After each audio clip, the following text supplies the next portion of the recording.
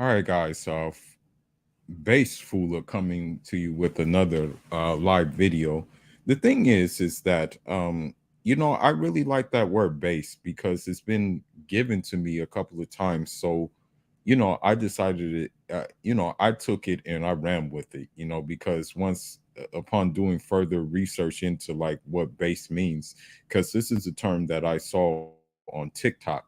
And so I was just like always wondering, okay, what does this term mean? What does base mean? You know what I mean? And so upon researching it, I found that it was good. I found that this was a good term and that this is a term that I am content with and that I will carry. Now, one thing I want to say is that many people will say that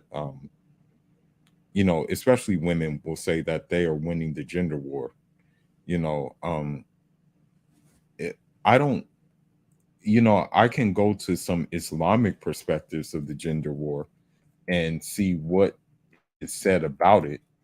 Uh, but the answers are going to pretty much be the same. Um, you know, uh, uh, so unfortunately, um, unfortunately, there is like the gender war in Islam. As a matter of fact, and this is kind of the reason why, you know, um, I tried to, I actually tried to, me personally, I actually prefer. It- I'm gonna look at this YouTube video real quick, and I'm going to like we're gonna listen to it. I might as well share the screen, and we're gonna see the Islamic perspective of the gender war. We're gonna see that perspective, and we're gonna look at a couple of more than a couple of videos to show that why I believe that like men are actually having the upper hand in the gender war. The only part of the gender war where men might not have the upper half is number one, uh, making access to themselves too easy for these women. Number two, in the court system, in the Western court system, that like by default, we're not going to win there. Sometimes we may win, but in most cases we're not going to win. That's just a given. That's just how the ball falls.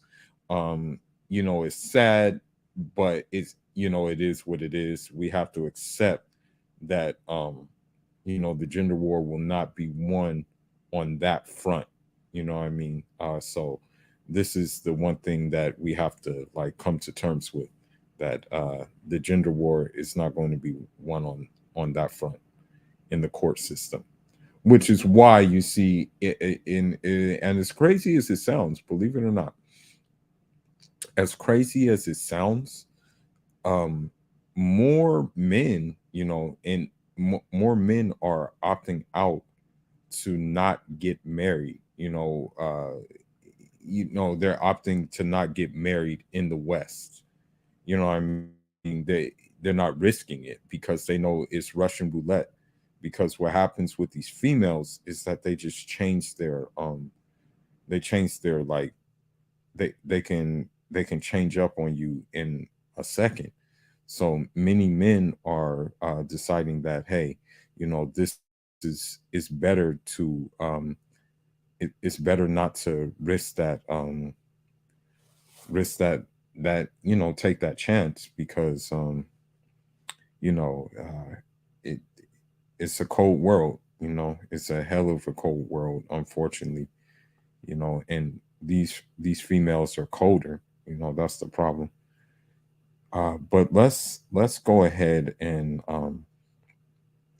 get into this real quick, and let's listen to an Islamic perspective on the gender war,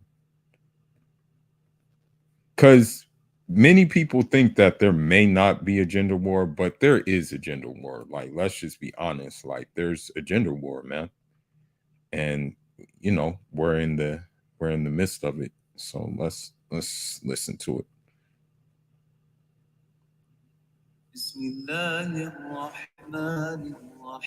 And it's a female who actually. So, inshallah ta'ala, we are going to be talking about feminism, and we do have, alhamdulillah, a significant amount of time to do so. So, we're going to try and dive into some of the history, some of the ideology, as well as how it affects us as Muslim women and how it affects modernity in general.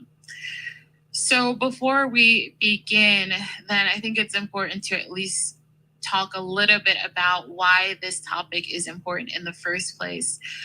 It may be that many of us don't identify as feminists, and so this we don't feel this topic is necessarily relevant to our lives, though those of you here probably do, maybe some of you online, Allahu alam, or just some people in the community may not feel that this is a relevant topic.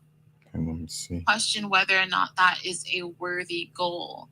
So, why are we fighting for equality in particular? What is the larger goal, of course, of feminism is some kind of justice, right? Well, you know, with all due respect to the sister, like feminism was is not about equality. You know, feminism is about misandry. Feminism is almost like kind of like I want to say like a form of fascism. You know what I mean? Like a form of like, you know, so I don't agree with her. I mean, yeah, we want, I mean, the thing is, and we can go to the Quran in that too. Women and men are not equal and they'll never be equal. Okay? Yes, they deserve the same rights. I'm not saying that they don't deserve the same rights, but I'm just saying that men and women will never be equal. It's not possible. Genetically, it's not possible. Emotionally, it's not possible. You know, physically, it's not possible. You know, maybe spiritually, yes. You know, spiritually, it can be possible. But walaikum salam rahmatullah, jazakallah khair for tuning in. Right? So, is equality the only means or even the correct means by which to reach the justice, the outcome that they want? And we should question that and look into that. Inshallah ta'ala, we'll come back to that towards the end.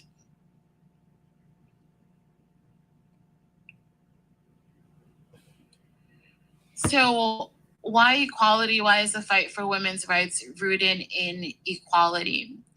So we have to ask, as I just mentioned, is equality the only way to gender justice?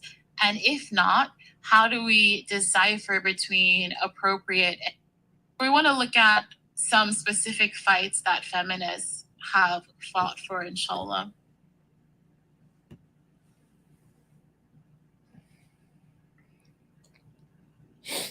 So while feminists put themselves in this broad category of fighting for women's rights and women's interests, they have fought for very specific rights and very specific interests, right? So a few of their big issues have been work, abortion, and sexual freedom. So work, the right to work and equal pay. Abortion, the right to kill one's fetus or one's baby, depending what language you want to use. Now, in terms of a Islamic, um, yeah, yeah, hell yeah. You know, that was a long ass stream. Now, in terms of like the Islamic prospect of abortion, um, abortion is Yajuz, okay? Yajuz Aleha. But the only reason it's Yajuz is if it's going to, if the baby, if having the baby is going to do harm. If having the baby is going to do harm to the woman, then yes, the abortion is allowed. So that's not the problem. The problem is that women, especially Western women, use abortion basically to justify their carousel ways. So it's like, oh, pop out. Oh, let me retreat. Oh, I'm gonna pop one out. Oh, let me retreat. And mind you, in popping one out, their body would not be in danger or would not be in harm. It's just that they're simply too irresponsible, basically, to get off the carousel and find something else to do with themselves. You know, that's the problem. But let's continue. And sexual freedom, the right to have multiple partners. So we want to look at each of these and ask ourselves what has been the long-term consequences of this movement. And we should also say that feminism is very much tied into the larger progressive movement, right? And it's also important, I think. It also is important to understand that when you're dealing with feminists, you're liberals, feminists, leftists, and things like that, they're all in the same category. Okay, they're all going to be in the same. So when you're dealing with these elements, you have to understand that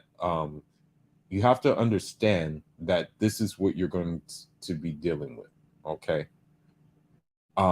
So with that in mind, just understand that that they're on the same side of the coin. That's what you have to understand, that they're all going to be on the same side of the coin, on the coin. So with that being said, uh with that being said, uh you're you're going to be better off being non-aligned, like myself. Like me, I'm non-aligned. I'm not gonna even cap. I'm non-aligned for a fact. I don't identify with none of these political parties or none of these ideologies. But if given a choice, um well, we don't like simps either. This is a no simp zone. This is a zone where if you're pandering to these women, and you're a man, and you're telling men to act up and stuff like that, when the men have largely not did anything, then you're not welcomed here. We don't. Yeah, as a matter of fact, I'm not going to name him, but there's this guy online right now, who is pandering to these women, and it's not a good look. You know.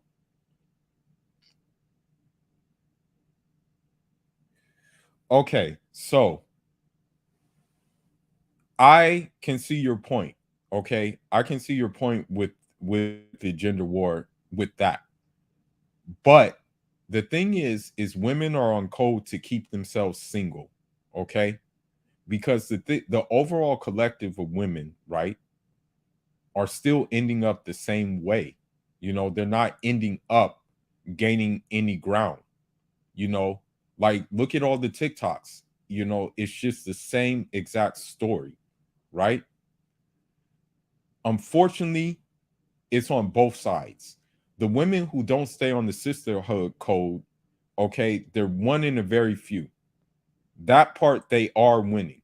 I will be honest, there are very few women who are not on the sisterhood, misandrist, feminist, super soldier, and serum code.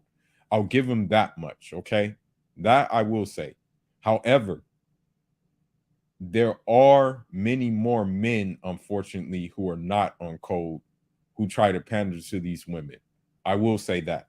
So I will say they are winning on that front. But what I'm about to show, maybe will change things, inshallah. To say that um, it shouldn't be that we are almost picking on feminism in a sense. Obviously, that's what the talk is about. But it's not that it is necessarily the worst of ideologies that we have to contend with in modernity. It's one of many. In living in a liberal, secularized society, it is one of many issues that we have to contend with as Muslims. So we want to look at it, and we also want to compare it to more of an Islamic worldview. So, what has the right to work brought women? What has been the consequence of it? So,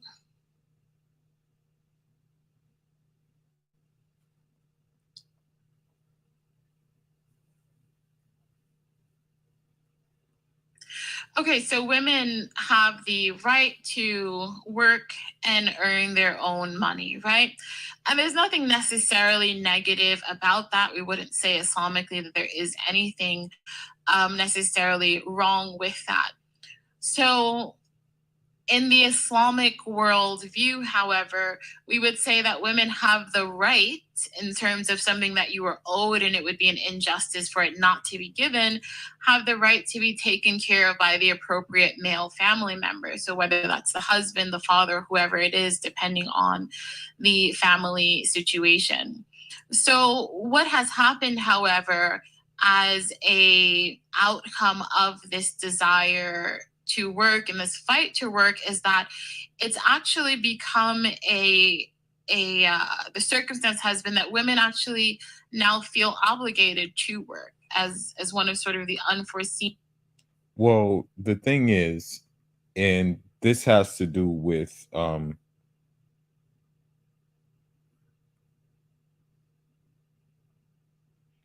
now, okay, I do understand where you're coming from in that regards.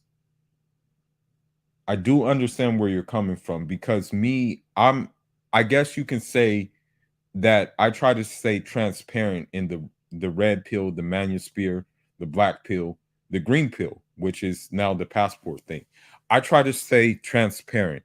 You know, in that regards, I'm non-aligned. Okay. I'm non-aligned. My goal is just to show you what we're up against. That's just my goal. My goal is not to encourage like anything on women. That's not my goal. But my goal is to just show brothers, especially Muslims, but non-Muslims as well, that it's really up. It it it's really up to you how you're going to like move. You know, all I can do is share the information, and then the rest is up to you. I can't convince you, hey, go this way, hey, go that way. Um, but the gender war, I guess you can say, is multi-layered. You have some who think that pandering to these women is going to get them the draws, right? Then you have the women who are actually trying to stick up for the men. You know, they're doing the best they can in with like sincerity. However, they're up against a whole lot versus the imbalance of men who will stick up for women, and you know it's uneven, unfortunately. You know what I mean, it's uneven that a lot of these men will stick up for women. It's uneven because more men are sticking up for women than vice versa. But yeah. Consequences of this fight. So, in her book, Return to Modesty by Wendy Shallett, then she says working mothers with small children now say that they work because I have to. And so she says, why do so many women say that? If we have been freed from oppression and are supposed to be liberated, then how does it come to pass that so many women feel forced to do what they do not? So we have almost the opposite circumstance that maybe one can say existed in the 40s, 50s, 60s, where instead of being oppressed, so-called oppressed, to not be able to work, to not be able to fulfill oneself through work, then women are on the other end oppressed in having to work. Whether they have a 6-week old at home, it doesn't matter. They have to work from social pressure as well as economic pressure. And this quote from a very tragic story, but alhamdulillah that she shared her story so that we could further discuss this issue. So this is a woman whose son actually died in daycare. And so she's discussing the difficulty of having to leave him and this inclination she felt to not leave him, to be with her young son, but the social and economic pressure to return to work anyhow. So she said, in comparison with other mothers I knew, I felt lucky. to have 3 months paid maternity leave after her son was born. Most of the parents in my community had only weeks before they had to leave their baby to go back to work. But nonetheless, even with 3 months under our belt and her baby's neck being strong enough to hold himself, I was uncomfortable with the idea of leaving him. I wanted to be his caregiver longer until he was a bit bigger. I could see how our time together in his early infancy was of so much value, how being with him every day made him more and more comfortable navigating this new environment. I noticed how he looked to me to learn things and make sense of the world. I could tell how safe and secure he felt, though it was hard and tiring at times. Every minute with her son felt like an investment in his current And so that's one thing that we have to understand that these women don't understand. And we're going to soon see this in some videos that I found, is that a woman, right, if she was on the fitra, her whole like situation would be to cater to her kids, right?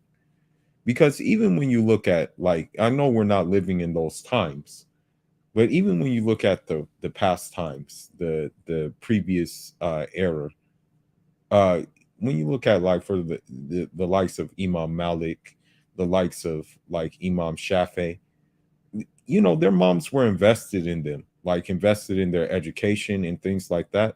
Their moms weren't out in the market or doing things like that. Their moms were trying to take care of those kids.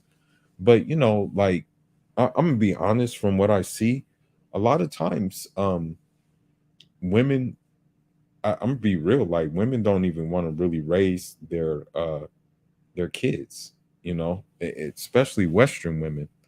Like, I'm gonna be honest, women, Western women, for the most part, they like to use kids as leverage. I hate to say it, but it's like one of those unpopular truths. Well, let's continue. future well being. Not to mention, I was hopelessly tickled with him. But what compounded the financial concern was that if I quit, we would lose our health care. Her partner, I'm not sure if they were married or not, worked freelance and her baby was covered under her health insurance. I felt propelled down the street, swept into the train, carried along by a system that gave me no choice but to submit to the inevitability of any working mother of an infant in America.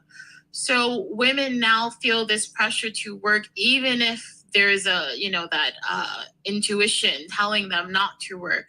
There is this pressure to work because of the way our society has been set up. And it's an unforeseen circumstance, I'm sure, or unforeseen consequence, but it is nevertheless connected to this fight for women to work, the normalizing of women working, and then this obligation that women now feel to work, and the lack of support that many have to do otherwise.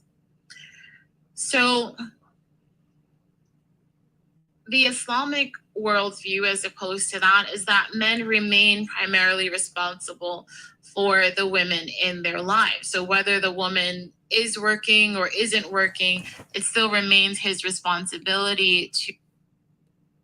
Now, the problem is, here's the problem with that. And I'm gonna tell you what the main problem is. The women here in the West, especially in the West, they don't want the men to be responsible for them, because they did buy into the feminism super soldier serum. Like, they drank the feminism soldier serum. They drank it up, right?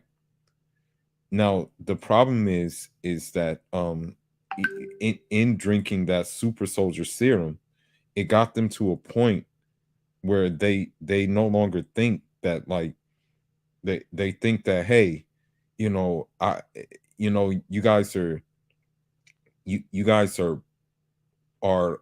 in my way. That's the issue. That becomes the issue, really, with this whole situation, is that they actually think that we're in the way, And in reality, all we're trying to do is just be like, hey,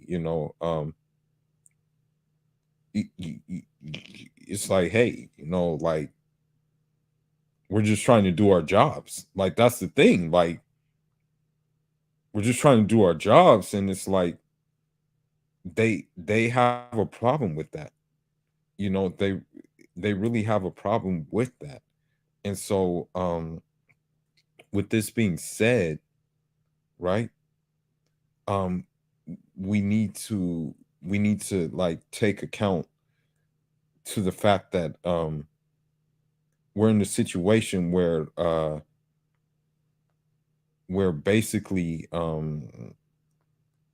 they don't want to be taken care of, you know, especially in the West. Like, they don't want to be taken care of, you know. It's not that one of the main complaints is that, like, men ain't this, men ain't that, and stuff like that. But it's just that the fact of the matter is, yes, there are some men that are not like that, but those are the ones that they are attracted to. The ones who don't take care of them are the ones that they are attracted to.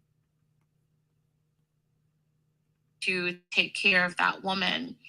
And this gives women the freedom to use their money as they will, to take care of their children primarily if they choose to, and to focus that energy on that inner world.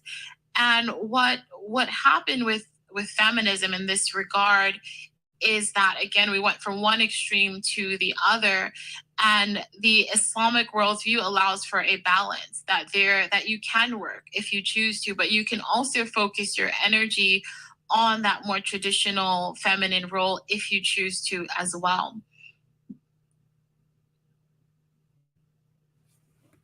So the Islamic worldview is that work is an option and an opportunity, whereas work has become in our society a right and a responsibility.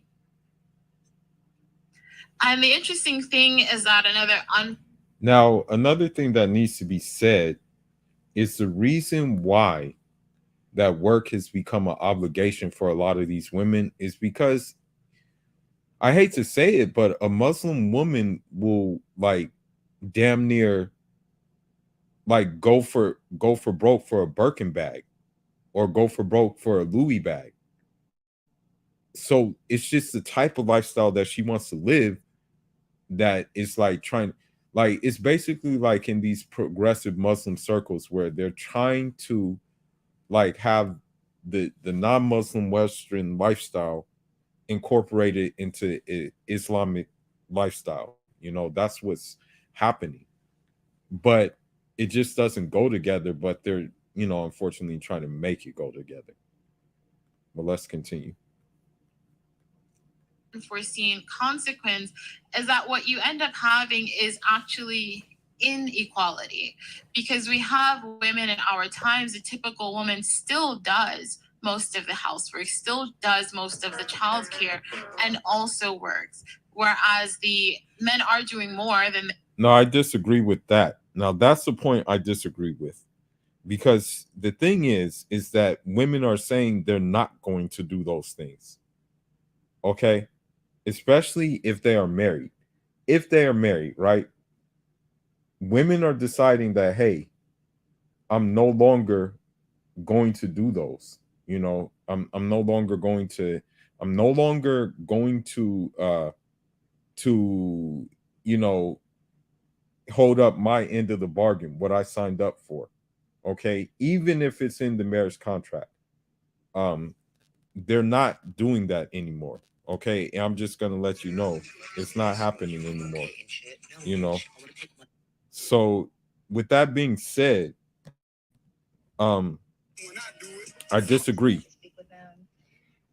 Also, there could be a deposit required. Like, You see that, guys? That's what y'all want to deal with right now. like, so I disagree with her in that regards, because women are, like, very rebellious now. So that part I disagree with. They did a few decades ago in the household, but not nearly equal to what women are doing. And so now you have a lopsided inequality in the home, um, whereas Islamically there would at least be a balance. So whether the woman is fully taking on that role in the household, or she's choosing to work in a schedule that is fitting to her. So the next right that has been prominent among feminists is this right to abortion. So the feminist mantra has been my body, my rights. And so the thing is, you will hear these feminist cuckazoids, right, actually celebrate OnlyFans and actually like say that, oh, women have autonomy over their body, like with this OnlyFans and stuff like that. And then you'll also hear them say that, you know, like when for example, and unfortunately it even is among the men too, you know, I hate to say it, but it happens among the men too. What happens is that even with the men, you have some men like you have some men who will call you an incel when you don't want a woman whose pH is shot through the ceiling. You know, they'll be like, "Oh, what's your problem? Like you're not accepting," and things like that. So the my body, my choice thing was just what people don't realize is that that was a justification to go out and be a slut, as we will soon see with these women, as we will soon see. And the Islamic worldview is that abortion is circumstantial and allowed in certain very specific cases. So what have been the consequences of that fight? So in the feminist worldview and as well as the outcome in our society, then sex becomes divorced from both childbearing and responsibility. So in the past, in our society, had and you know, people feel different ways about this, but had a young man or however old a man gotten a woman pregnant outside of marriage, then you had this idea of the shotgun wedding, right? Of being forced into responsibility. Now, obviously, there are downsides to that, but at least this idea that At least it gives them like responsibility, like the obligation that they have to like man up, you know, for being careless. Um, and that's just the bottom line, you know what I mean? But yeah, that basically, and I hate to say this, what I'm about to say, but Muslim women, like, don't let it fool you. Muslim women in the West are just as lewd as non-Muslim women. You know, it's sad to say it, but like they are. You know, they won't tell you they are, but they are. You know, it's very, very sad, but you know, that's just how it is. That's just the way it is, you know. you would have to be responsible for life, forced men into a kind of responsibility that is lacking today. If you read, there is a really interesting article about the reality of abortion, and that is that even though it's presented as a woman's right, my body, my rights, that rhetoric, very often men are convincing women to have abortions. They are participating in the persuasion of this woman having an abortion.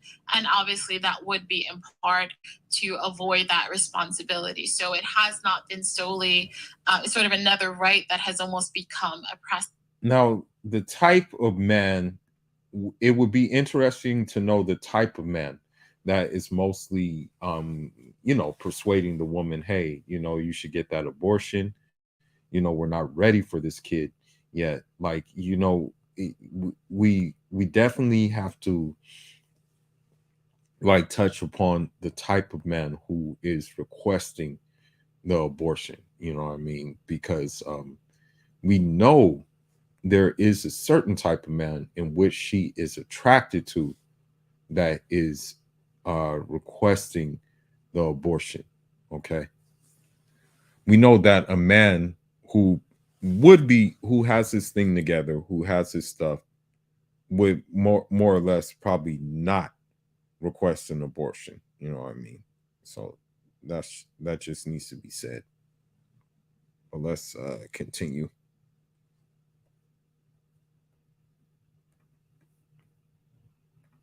For women.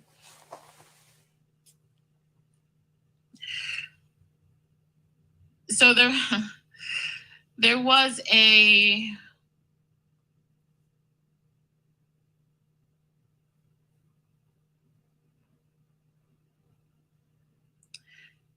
movie, I guess it's old now, but a movie called Vanilla Sky with Tom Cruise and Penelope Cruz. I'm not sure.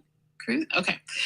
And in this movie, there was a scene where this was, so as I put as another consequence, that sex becomes casual. So there was this scene where this woman that Cameron Diaz, who was the character, that he'd been having this casual relationship with, and then he falls in love with someone else, the Penelope Cruz character.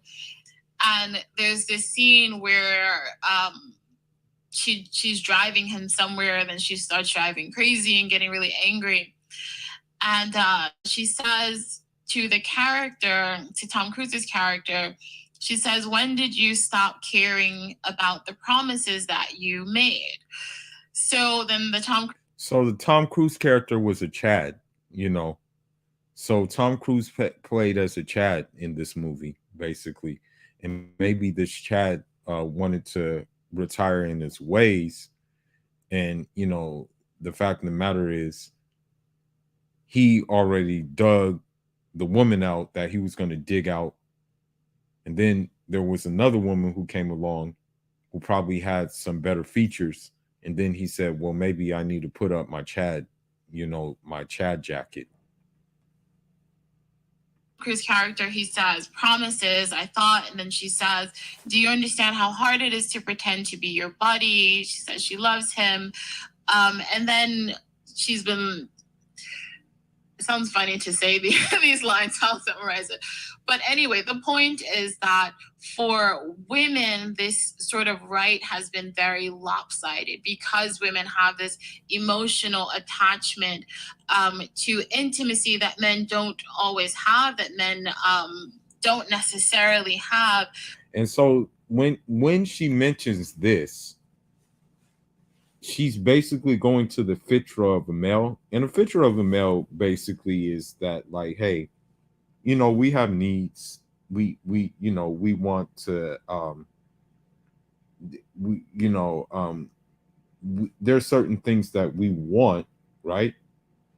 There's certain things that we want that once we get them, we can just be like, oh, okay, time to dip, right? Most of the time, like if we have like, let's just say if we, you know, have a fling or something like that, we can have a fling and just get on with our day. But most of the time, a woman, like, as much as they would like to believe my body, my choice, they really, like, you know, sometimes most of the time these flings leave impact on not only their body, but they leave impact on the you know, they leave impact in other places. You know what I mean? But let's continue. So this freedom to have multiple partners, or even to be freed from the burden of children, hasn't really been as freeing to women, because as we started out, we asked, well, is equality actually what we should be fighting for? And this is one case where it's clear to see that equality isn't necessarily what we want, because how can you make two things equal among two different genders that are not equal, at least in this regard, right? So feminism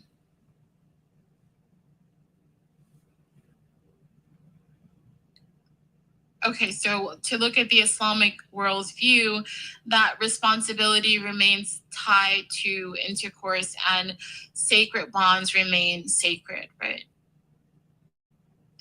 So then you have this this fight that feminism has been pushing for sexual freedom for women. So feminists will say, well, why can't a woman be with as many men as a man can be with women? The thing is that, like, when you look at history, that's just how God made it. You know, many of the prophets, alayhim salam, they had multiple wives. You know, there's no story in the Quran where you have a woman with multiple husbands, because there's two problems that they're going to run into. Number one, I don't think their bodies are going to be able to take all, like let's just say four partners. Let's just say a rotation of four partners, because they're all going to have needs. And yeah, they're going to have needs. So it's not going to be able to take that many partners. Number two, let's say you do have multiple husbands. The problem with that is that, you know, with multiple husbands, um you may, you know what I mean, like, say if you get pregnant, now you're going to have to go through the whole line to see which one the father is. Whereas, like, if there's a man and there's polygamy, they know who the father is, unless the female unfortunately was stepping out. But most of the time, you know, they're going to know who the father is because there's only one man. But it doesn't work that way with the woman. And one of the things that's interesting that we should note as Muslim women is that it's clear to see that we don't have the same starting point as feminists, right? So Islamically, we don't believe that it's okay for a man to be with multiple women before marriage, but not. Okay, now that I disagree with, because sometimes what happens is the parents start them out early. You know, because I've seen in households where, like, maybe you have a man, you know, who's emasculated, and the mom is a hyper feminist super soldier. So what happens is he takes a back seat, the mom goes ahead and takes the driver's seat. When the mom takes the driver's seat, then the daughter has her head start at the feminists. Not okay for a woman, right? We believe that it's wrong for both, and this is one of the issues I think with Muslim women sometimes taking on feminism is that we're taking a fight that actually isn't relevant to us. Were we to actually adopt the principles and morals of our faith. So sorry, so we didn't go fully into abortion when it comes to the Islamic view, is also that it is a family, a communal decision, that it maintains the sacredness of life. So this is not something casual. Shayuk will say that you need to refer to a doctor, and there has to be a serious reason as to why someone would have. Okay, I want to rewind this.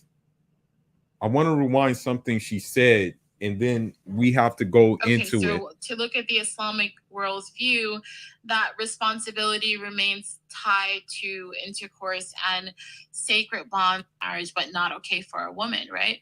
We believe that it's wrong for both, and this is one of the issues I think with Muslim women sometimes taking on feminism is that we're taking a fight that actually isn't relevant to us.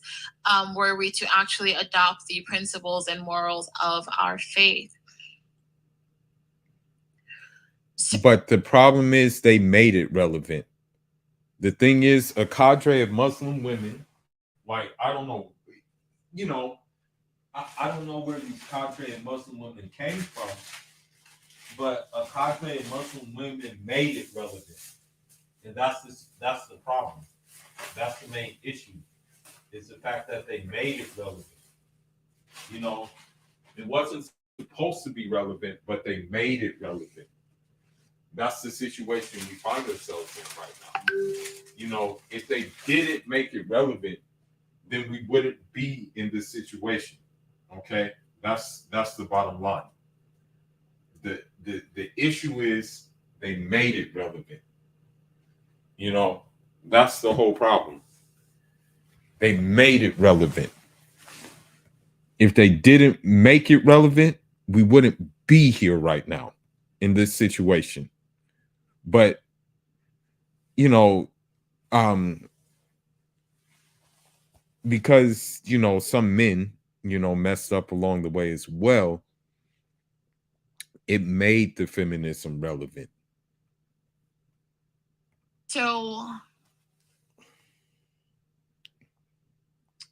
we didn't go fully into abortion when it comes to the Islamic view, is also that it is a family, a communal decision, that it maintains the sacredness of life. So this is not something casual.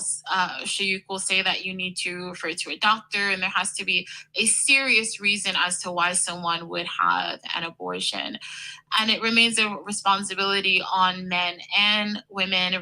Abortion becomes the exception and not the rule. And there also will be more planned pregnancies within loving relationships. So it's interesting when you sort of think about this idea, and this is touching on both abortion and the idea of the out of wedlock child, of the comparison between a child who is born out of a marriage where two people are committed to each other versus the comparison of a child born out of lust, two people who simply acted on their lust. So it's not only a personal decision, but it's also that something that affects all of society. So then you have this issue of the freedom to be with multiple partners that feminism has fought for. So the idea that a woman should be able to be with whoever she wants. Now, the thing is about that. The thing is about that thing that makes no sense to me is that feminism, like the feminists will say how much they hate men, right? Like how much they dislike men, right? But at the same time, they want like men to basically sleep with. They want men for that carousel. That's the thing about it. And so this makes no sense to me. It's like you talk about how much you hate men, but at the same time, you want men to fulfill your desires. It makes no sense to me. It's like really ass backwards. And the interesting sort of consequence of that is that it turns women into objects. So instead of a woman being someone that a man is going to have a full relationship with, he can merely use her just for sex. Whereas in a traditional society, within an Islamic society, then that would not be a possibility. There would have to be marriage, which involves commitment and rights and responsibility. And something that even feminist Germaine Greer, who was a second wave feminist, noted is that after 30 years of feminism, there is vastly more pornography, which obviously makes women into objects. Now, here's the thing about that. With the OnlyFans, that kind of skyrocketed that, but also the fact of the body, the fact of the matter is when they were saying my body, my choice, right? They were saying my body, my choice. They were saying that, right? So when they said that, that's when basically it kind of skyrocketed. It kind of took off. You had so many pornos. Like you had so many pornos, like that came out, and you had also women encouraging pornos and stuff like that. So that's another thing that we have to keep in mind, with this whole this I want to say this this feminism. Sorry, I'm trying to do many things at once, me and my boxing. I'm just doing something. I want to download a video real quick, but we'll continue the lecture. Hold on. Let me just do this real quick. Let me see. Or I can just do it here. But we'll continue the lecture. You know me, like, as a matter of fact, this boxing has been like,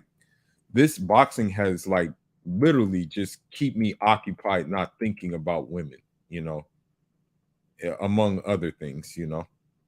So freeing, allowing the sexual impulse to be freed in both men and women, it had this negative impact of turning women into objects and not really freeing them, but oppressing them in a different way. So they also say in more recent years, there has been the so-called slut walk, where women are saying that a woman can be with as many men as she wants and she should not be judged. So the question is then, the question would be then, if a woman has a body count of like 20, right? Because women can get it easier. Women can get sex easier. Everybody knows that. Everybody knows women can get sex easier. So if a woman has a body count of 20, right? And then, like, she decides one day, hey, I want to settle down. Hey, I want to uh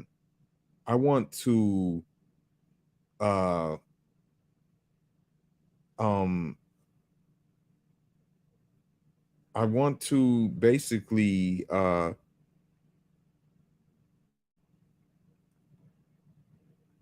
like have my husband. The question would be then, would she even be equipped to have a husband? Would she be even emotionally intelligent enough, or even like compassionate enough to have a husband, since she's pretty much did it all? You know what I mean?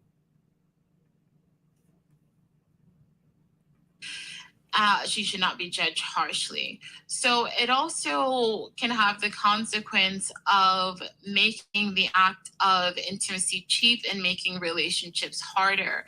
So if it, as someone, I thought it was funny, but it was nevertheless an intelligent critique that that when you take sex outside of marriage, it actually, in an ironic way, it also harms men, because in order to be a man and get married, there are certain things that you have to do with your life. You have to have a certain amount of money, maybe a certain amount of education, be a decent person, a decent character, to present yourself to a man in order to get his approval, and obviously present yourself to the woman as well in order to get married. Whereas in our society, it can only take alcohol, or it can take nothing at all for him to have access to a woman's body. And so what kind of men are we creating as well? And so Jermaine Greer, she also said, and she's interesting because she has at least been willing to critique the feminism that she propagated back in the 70s, right? And well, I mean, critiquing is one thing, but shutting it down is another thing. You know what I mean? And so, like, it, as far as I'm concerned, like, critiquing something, it's just trinkets. It's not really like an end all or be all to the situation ending. You know what I mean? So critiquing, okay, but it's still not an end all and be all. And look at the consequences of it and question some of the things that she believed in. So Jermaine Greer, she said that the sexuality that has been freed is male sexuality. Promiscuity harms women more than men. Women continue to experience the momentous consequences of pregnancy, for one. Obviously, there are other consequences, while the male body is affected. And it may sound funny to say, but even within our culture, within our media, if you look at the music or the movies or other representations in our culture, it's clear to see, or even women's magazines, it's clear to see that women are the ones hurting in our promiscuous society. So women are asking, the question about, is the guy going to call, and will he still love her, and will he, still want to be in a relationship with her if she has intercourse with him before marriage. So clearly women are the ones who are more hurt in the society by promiscuity. So, but they act like they're not, but then again, yeah, bro, we're on that, bro. Don't worry, we're on that, bro. Like as a matter of fact, there was a Clubhouse room last night where I said that I'm not going to marry a Muslim woman in the United States. It's just not possible. It's not possible to do. I hate to say it, but they're all the same. Like, it's just not going to happen. They're chameleons as well. Astaghfirullah for me saying that, but they're chameleons as well. Just I can pull up a Clubhouse room right now and I'll let you hear some of the talk you'll hear. As a matter of fact, I am. Let me pull the Clubhouse room up right now and you can hear how these Muslim women talk. Let me find a room. Let me find a room. Let me see. See real quick. I mean, yeah, marrying overseas will be more difficult, but the peace and the things that you'll get outweigh the difficulties that you'll experience. I'm trying to find a room. They need. Can you trust Amazon chargers?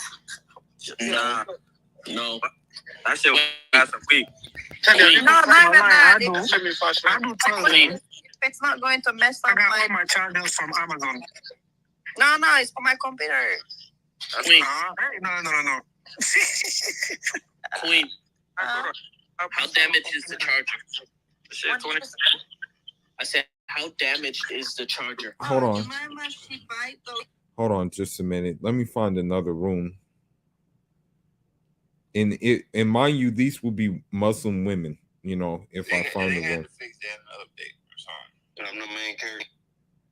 I'm trying to find one though.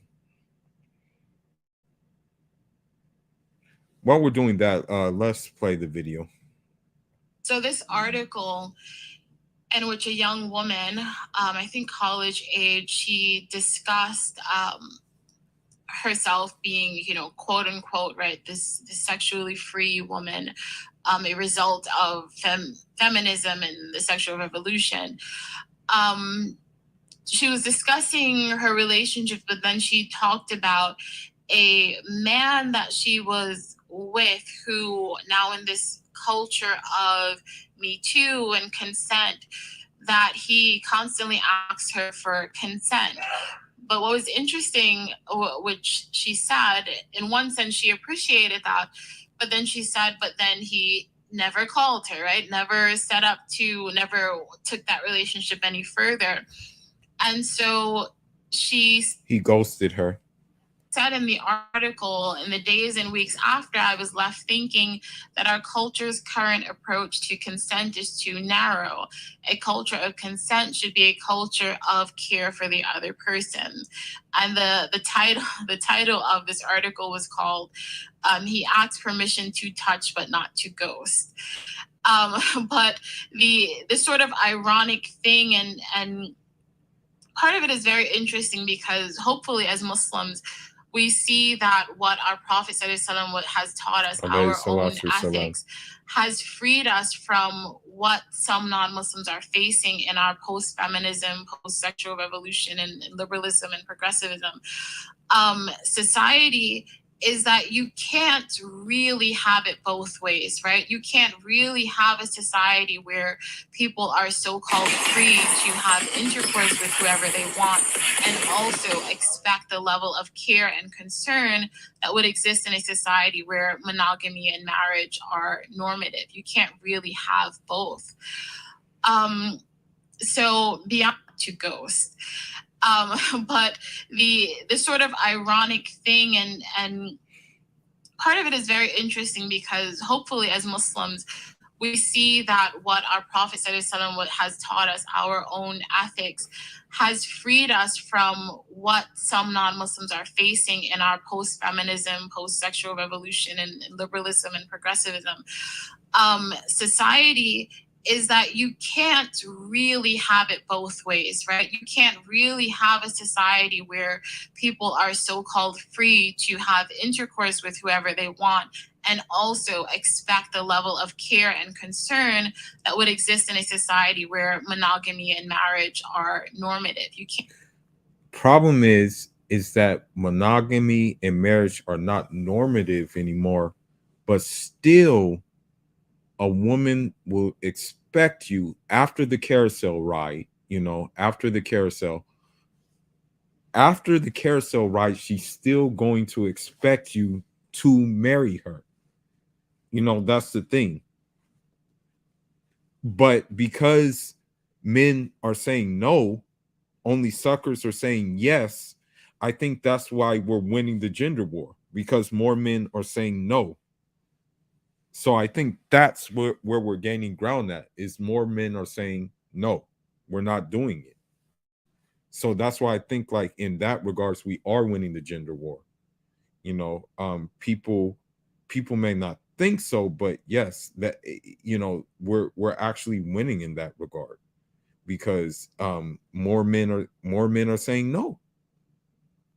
Only suckers who are like in search of like companionship are saying yes, but more men are saying no. That's the thing.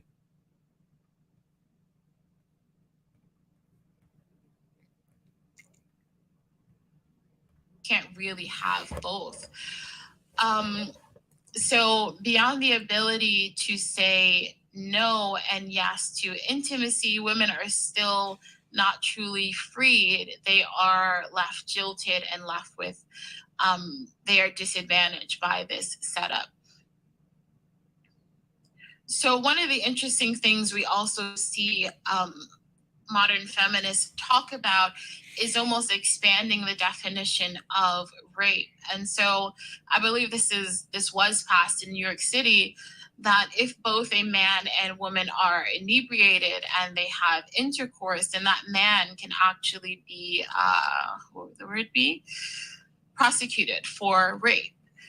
I think they passed the law in England, as a matter of fact, where a man, like if a man looks at a woman, like let's say if a man like decides that he's going to stare at a woman for a little while, and I don't recommend doing that. I don't recommend a guy staring at a woman at all. But if a man decides that, hey, I find her attractive and things like that, I think they're actually there's actually something in place where they prosecute him. They prosecute him for that. I'm not sure, but I think so. So because they say that, well, the woman can't consent to rape in this scenario. And there was another law they were fighting for, I don't know if it was passed, that if a man lies in order to sleep with a woman, that should also be classified as rape, because it's not true consent. Because if he didn't lie, whatever he said, he loved her or he wanted to have a relationship with her, that if he didn't lie, then she would not have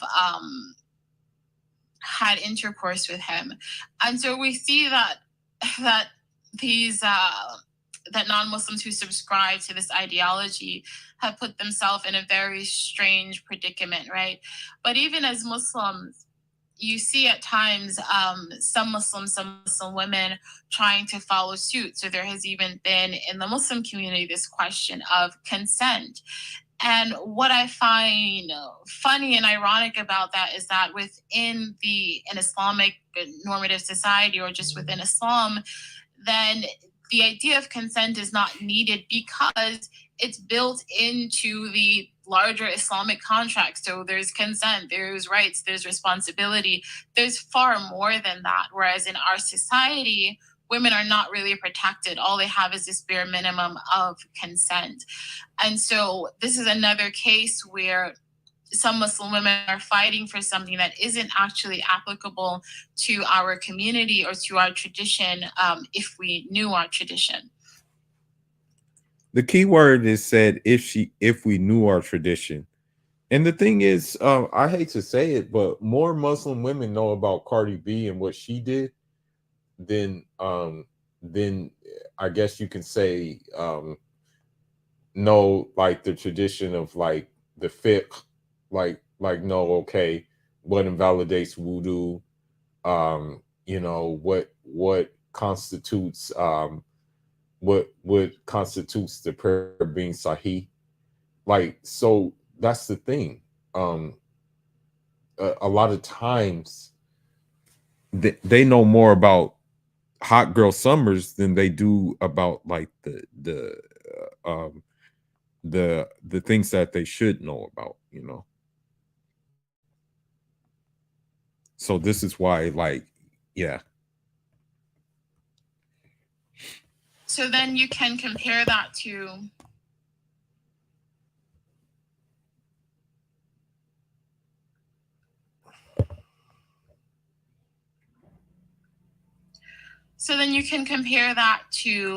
Islam.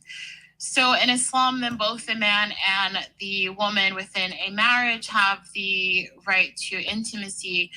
And the Messenger of Allah, sallallahu alaihi wasallam, then we know that he told men to approach women with kindness. So this idea that we quoted from in the article, that now the thing is, you can't even approach women with kindness here.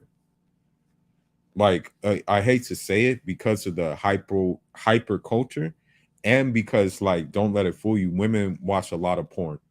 Don't let it fool you. Women love watching porn. You know, a lot of these modern women watch porn. Okay. Because of that aspect, women are expecting you to do certain things that may be not kind. You know, I mean, if you listen to all these, I want to say all these,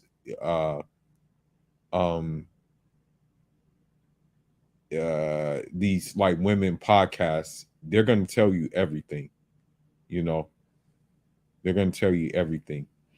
And you're right. These women are, yeah, you can say that these women are the people of Luke. Yeah, you can definitely say that, man.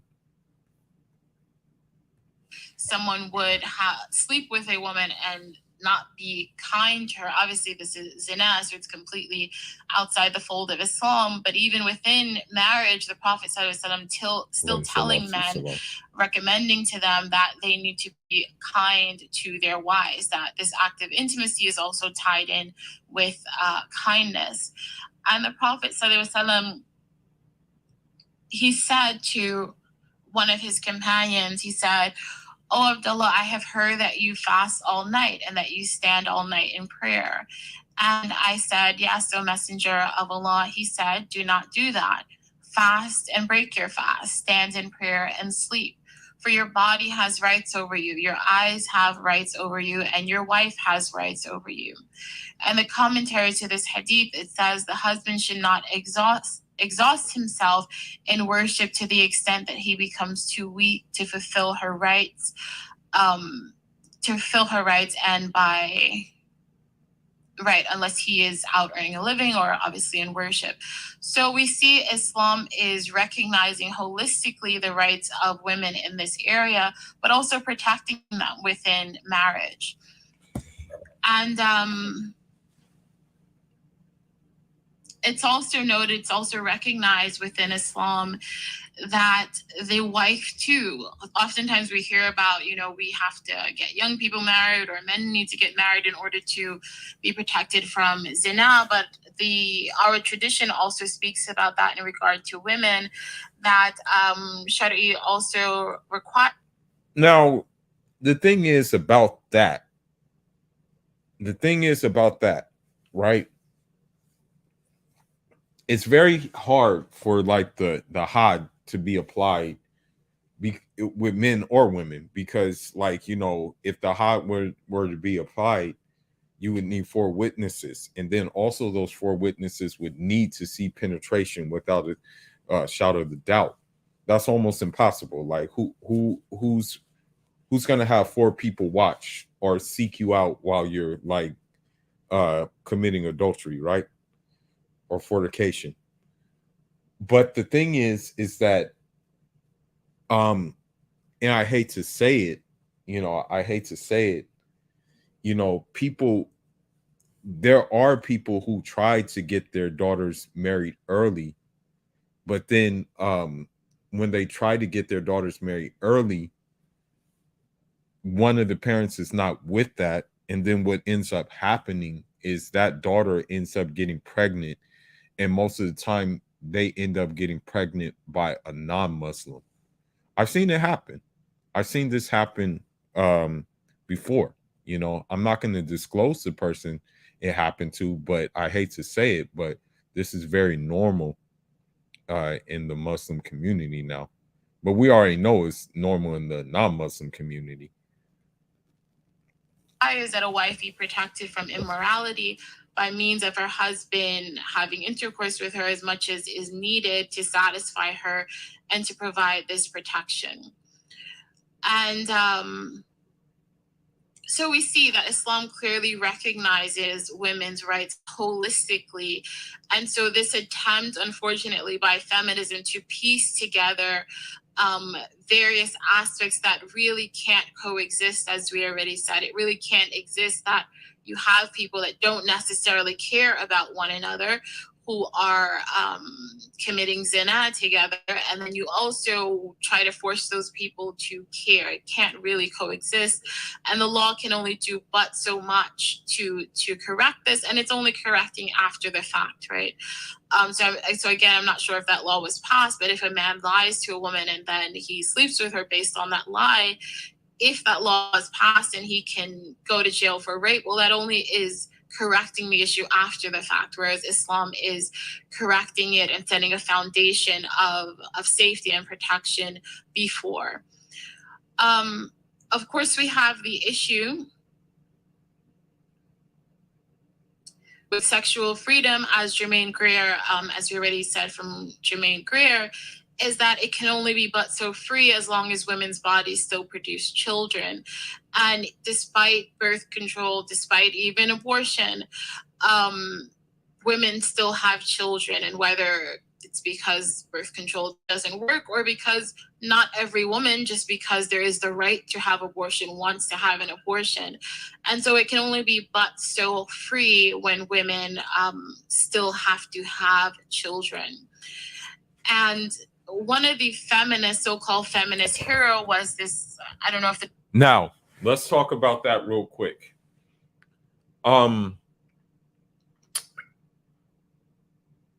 The thing is about birth control too, and we went over this in the last live.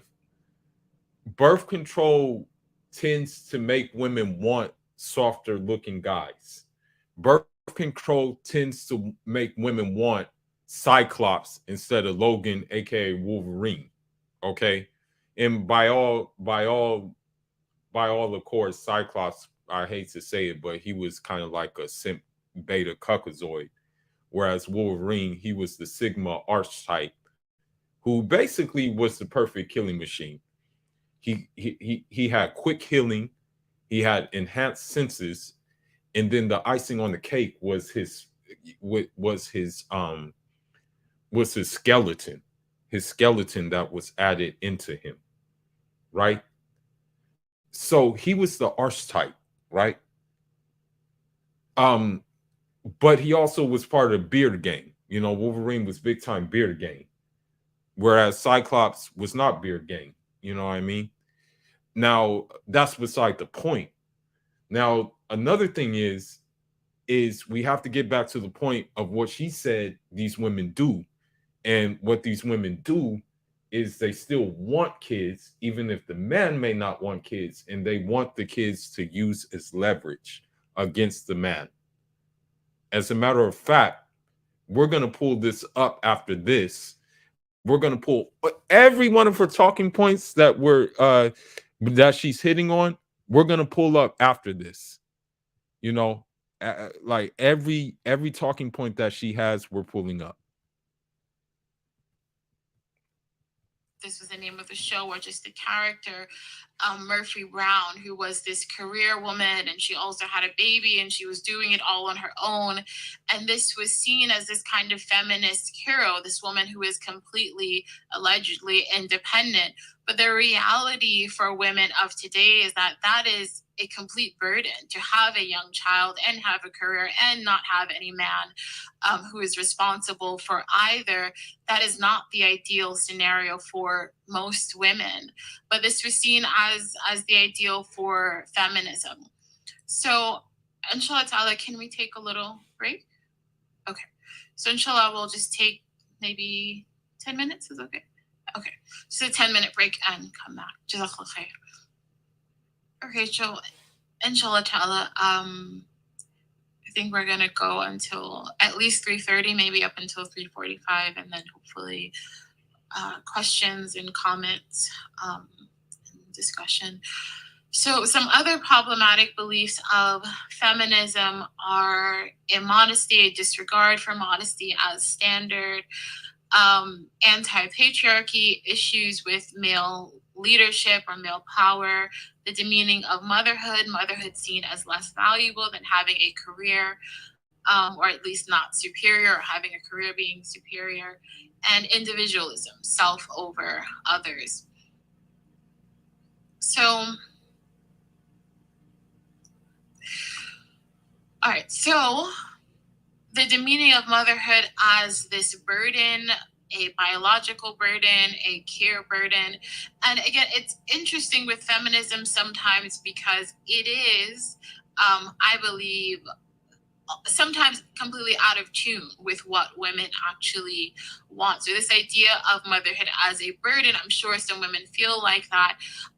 But in my experience, just speaking to mothers, I've never heard them use that. Though, let me not say that. I never heard them holistically categorize it as that, right? There may be moments, but not holistically categorize it as a burden. And some women also enjoy pregnancy and being pregnant. And beyond that, there is a desire of women to care for their children. And there was an interesting TED Talk I watched recently where she spoke about empowering men in the home. And I thought it was interesting. One, are men asking to be empowered in the home, right? But also, it's interesting because she mentioned a study that showed women spend a significant amount of time, quote unquote, correcting the chores that their husband has done.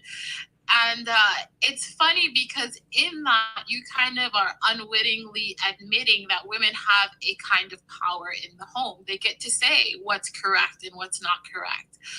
And this, when it comes to childcare and food, etc., then there definitely is a hierarchy of women in the home that have it more of a power, at least over the day-to-day lives of their children, of their family, of their household. And interestingly enough, a few days ago, my nieces and nephews were visiting. So my niece, she said something. She's 3, so she said, girls rule at home. I thought, oh, that's interesting. She said, Ma, which is my mother, she said, Ma rules in this home. Okay, that's interesting.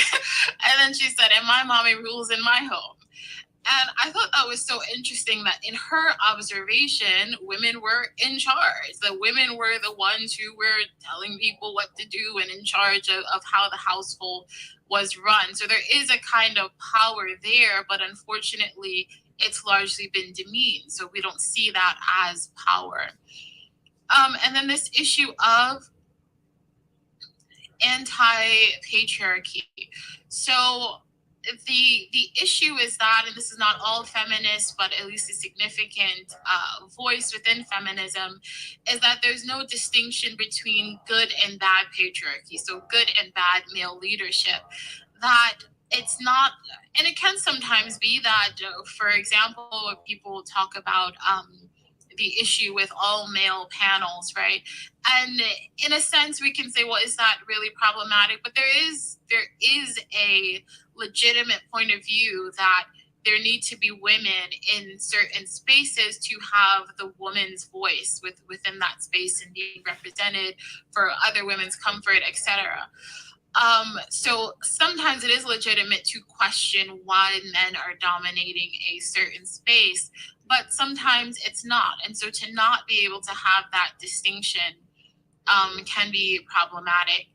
And I think that patriarchy can also, and again, we're talking purely about the sort of dictionary definition of patriarchy, male leadership, lineage through the male line, that it can also be beneficial because it gives men a kind of responsibility that they may not otherwise have. So women have a kind of, and as we see in our society, if a woman has a child out of wedlock, more than likely she is going to be the one who is providing, protecting, and caring for that child, either by herself or taking on most of that responsibility. Whereas within, or even we mentioned within a household, a married couple, if the woman is also working, she's still working and taking on most of the nurturing and the household responsibilities. Whereas within a patriarchy or a patriarchal setup, at least the man is taking on a distinct responsibility. So within the household, he's taking on that responsibility of being the provider, whereas in our society, men and women are taking on both the responsibility of the provider, but still everything else is leaning more towards the woman. So it gives men responsibility. It also sets expectations for men and what their role should be within a family, within a society. And again, for women, it comes a bit more natural to us because we are child bearers. So it is natural to be responsible for the child that you gave birth to, whereas the responsibility for men comes more so socially through marriage and then being responsible for a wife and children, and not biologically because he doesn't have that distinct biological connection to his child. Now, here's the thing. Here's the thing about it.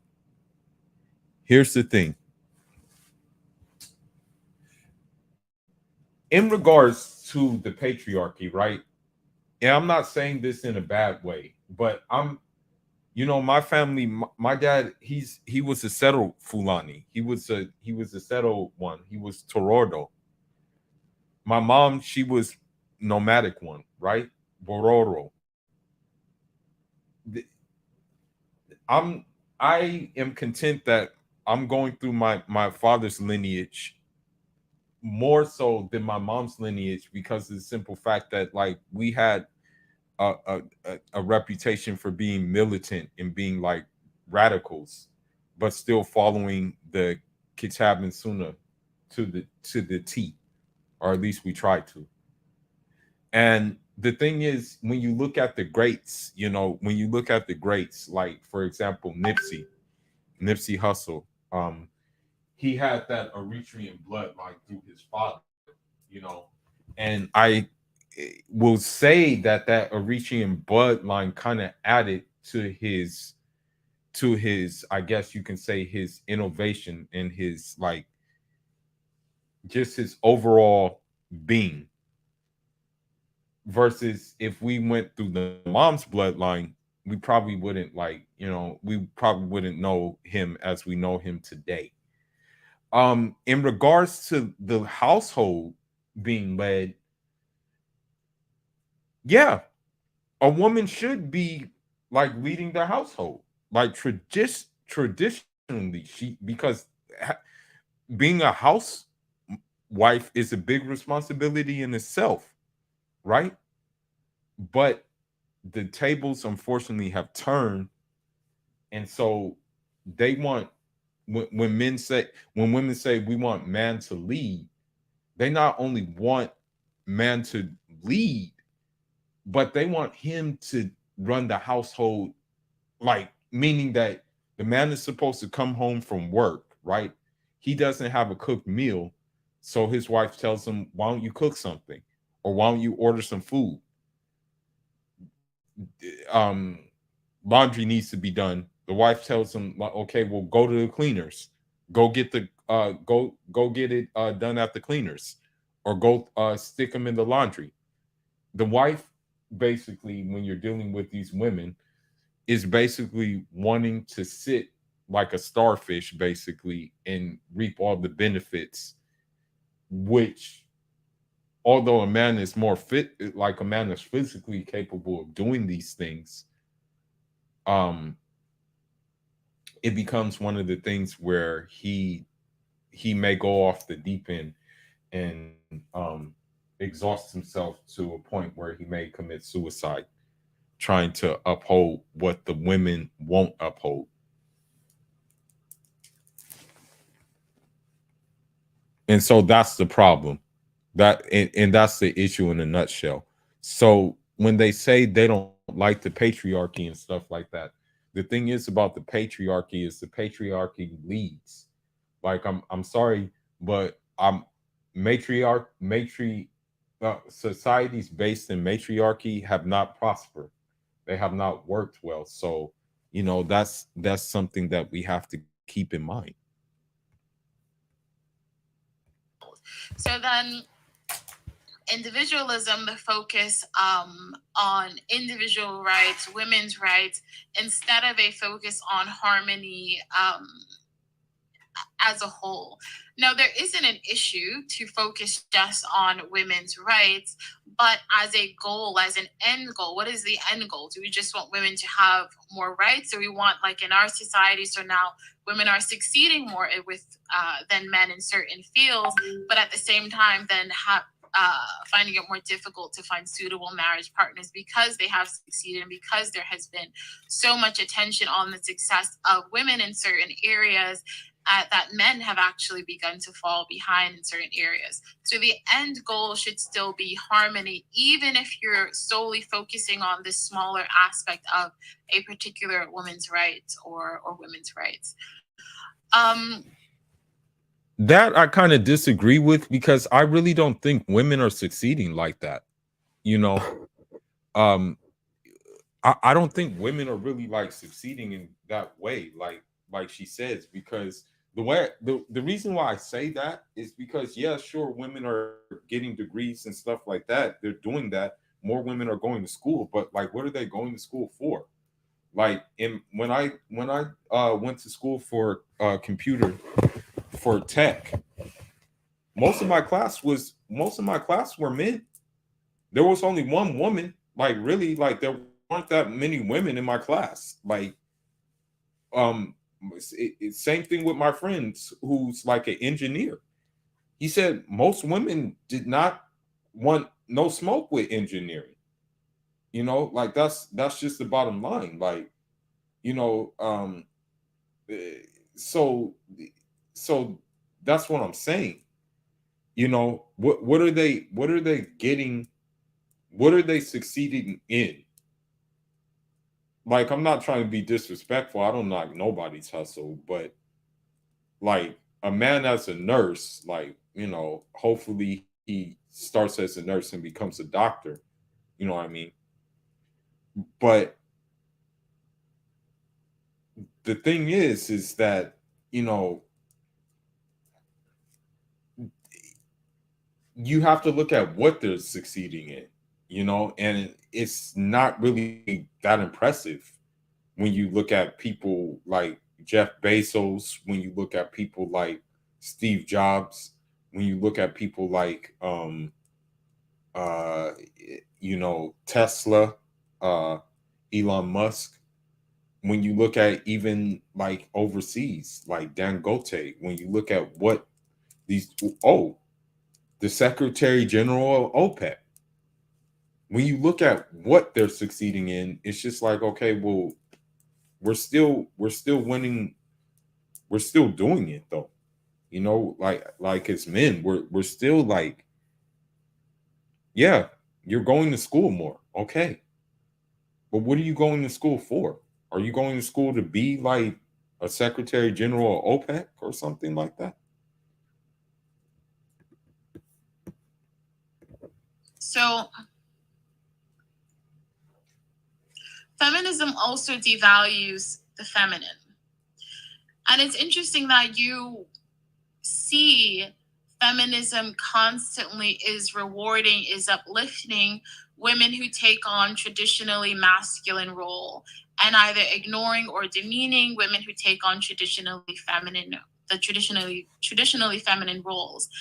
And it's interesting because you have to ask why that is, because it almost becomes a kind of misogyny within feminism to say that everything associated with women is not valuable and everything associated with men traditionally is valuable. And that in and of itself is, of course.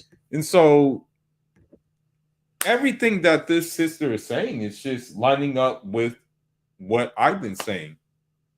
You have these masculine ass women, okay, deep ass voices, mustaches, all types of things. You know what I mean? And it's like, okay, well, you think that's cute? That's not cute. Like, nobody wants that. Okay? Or at least I don't want that. The only person who's going to want that is I want to say the only person who's gonna really want that is freaking a chimpanzee, you know. Other than that, like, you know, what the hell? Like, here's the original one that really kind of set it off. Here's the original one that kind of, like, I guess you can say she opened up the she kind of opened up the kind of opened up the box for masculinity. Okay, let's see. Okay. Let's see. I don't know if you guys like wrestling, but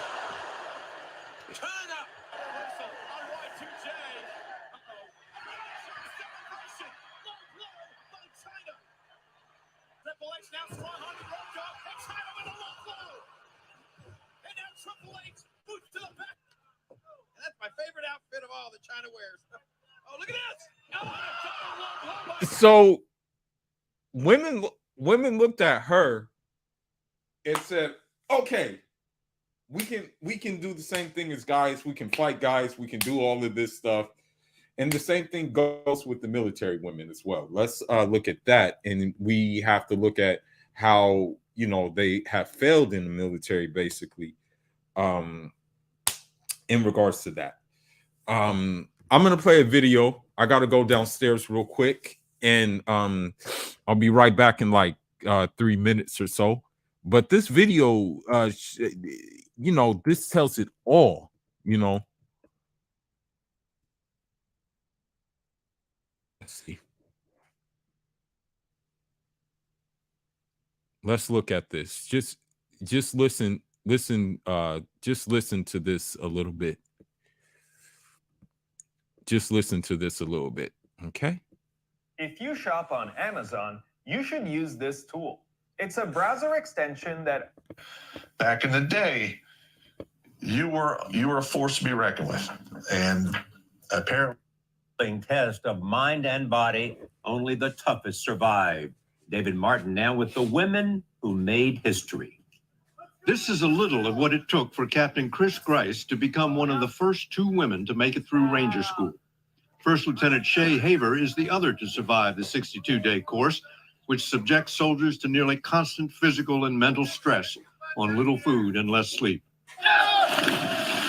Ranger School is the make or break proving ground for the Army's combat leaders, and it breaks more than it makes. 19 women started the course, only Grice and Haver made it to the end. 380 men started, only 94 finished. The Army refused to officially identify either woman, in part to shield them from snarky comments which began popping up on social media. Some don't bear repeating, but cracks like, what standards were lowered? Did they only have to do 1 pull-up? Were typical. Despite the Army's attempt to protect the 2 West Point graduates from publicity, their friends could not help bragging on them. The Army insists the women had to meet the same standards as the men. And in the brief glimpses the media was allowed of the training, there was no sign of going easier on females. When they graduate on Friday, both men and women will receive the coveted Ranger tab. But unlike the men, Grice and Haver will still not be eligible to serve in elite Ranger regiments or other ground combat units. That might not make any difference to Haver, who is already an Apache helicopter pilot. Grice belongs to a military police unit. The debate over women in combat is not over yet, but these 2 young women have broken one of the toughest gender barriers in the military, and it seems only a matter of time before the remaining barriers come down. Terrence Pop here. I'm going to answer a question that I've received many times in regards to Ranger School and all of these women that have graduated from the course. I'm just going to be honest. Ranger School, for me, was the hardest school I had ever attended in my life in regards to grueling. Back when I did Ranger School, somewhere in early 1990, you could find me on, my picture. If you go down to the lower right, I'm the concentration camp victim. And I went from 168 pounds, I was shredded, probably had 5% body fat, to 136 and just fucking wrecked. All right. I was an alpha company all the way through, and those guys were sadists, and they just went way beyond any reasonable standard that should have been followed for there to be any worthless fucking school you go through to punch the standards to the school to the. Now the thing is this: when you look at these women, yeah, you have to ask yourself, okay, like a woman doesn't necessarily, I want to say a woman doesn't necessarily like have to take on like masculine features. Like they don't have to do that. They don't have to be G.I. Jane, right? So it's like, okay, why do they want to do that? Like what's the point? Like it's only gonna like, the only reason I can think of, and the thing is, Nelado Alayhi Salatu Salam, he cursed the woman who, imitates a man in mannerisms and clothing and everything else. Like, why would you want to do that? And unfortunately, Muslim women have fell for the sauce. Let me see if on TikTok, if I can find, if I can find,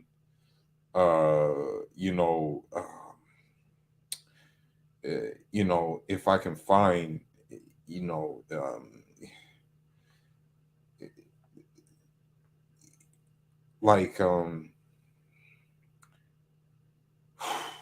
a room where there's a woman where actually she has this masculine ass voice. I'll see if she's in a room right now. Let me see if I can find it. Let me see. Hold on. Yeah, it's pretty bad, son. It's pretty bad. Hey, man. I know an Indian nigga. Okay. It looks like she's not in a room, but she's a Somali sister and she has a deep ass voice, they have a deep ass voice, but anyhow, let's continue on. Problematic. So masculine women and increasingly now feminine men. So the man that is and that's the problem. That's the main issue we have right now, unfortunately. In that regards, I think maybe like women may have the edge on that because there are too many feminine men who like just so badly want companionship from these wicked ass women that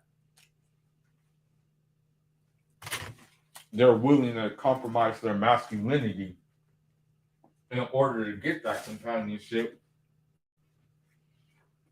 because you have a masculine ass woman.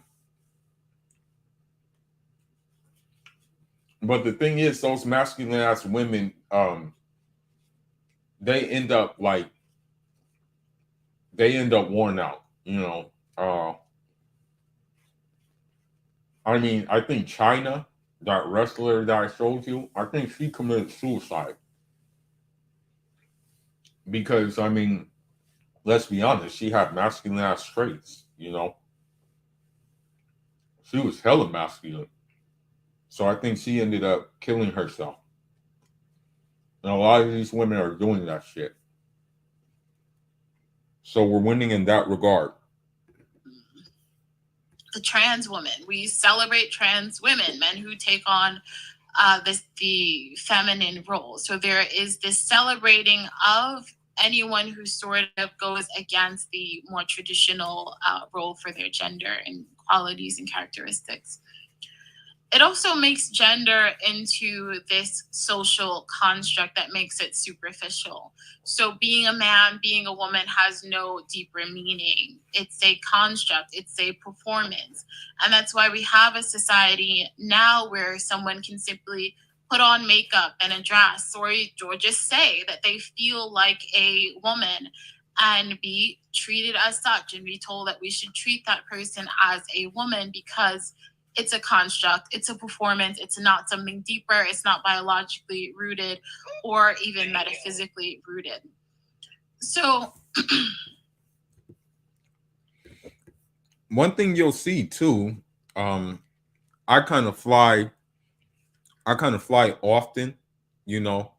I fly often. One thing that I've been noticing when I fly is there's a lot of these like cucks who, you know, they're men, but they decide that they want to be women, so they become flight attendants. And that shit is just like very, very disturbing.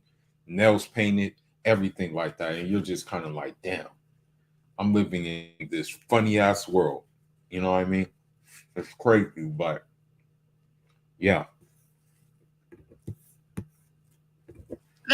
there have been disputes within feminism. Of course, this feminism we know is not just one thing. It's not just one type of feminism. So we can make a note to that. So with this freedom, with this equality that women are asking for, there's an interesting question among feminists as to whether a woman can degrade herself if she chooses to, right? Does a woman have the right to degrade herself if that is her choice? So there was a hashtag movement, and it was called Headless Women.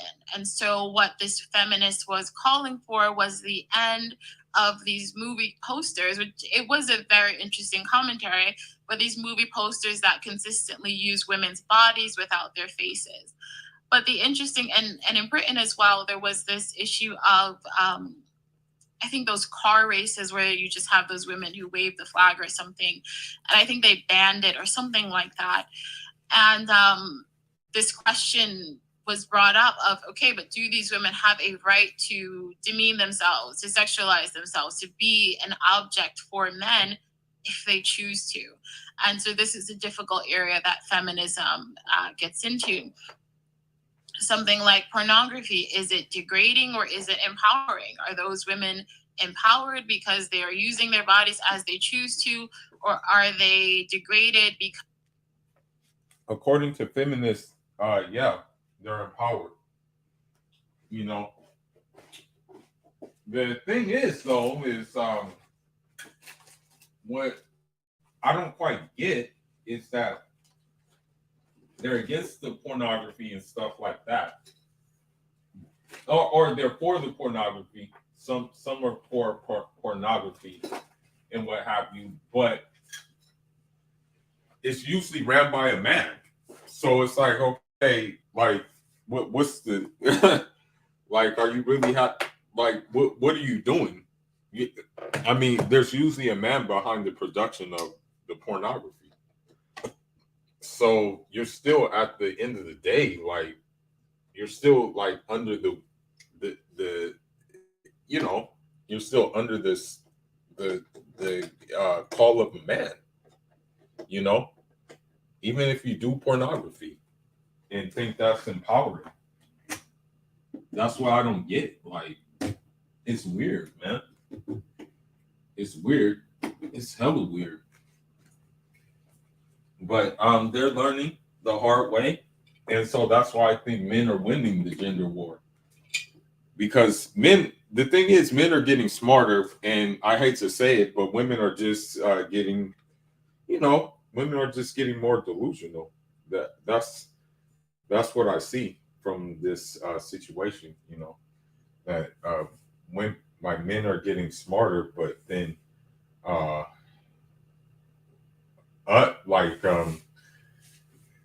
women aren't.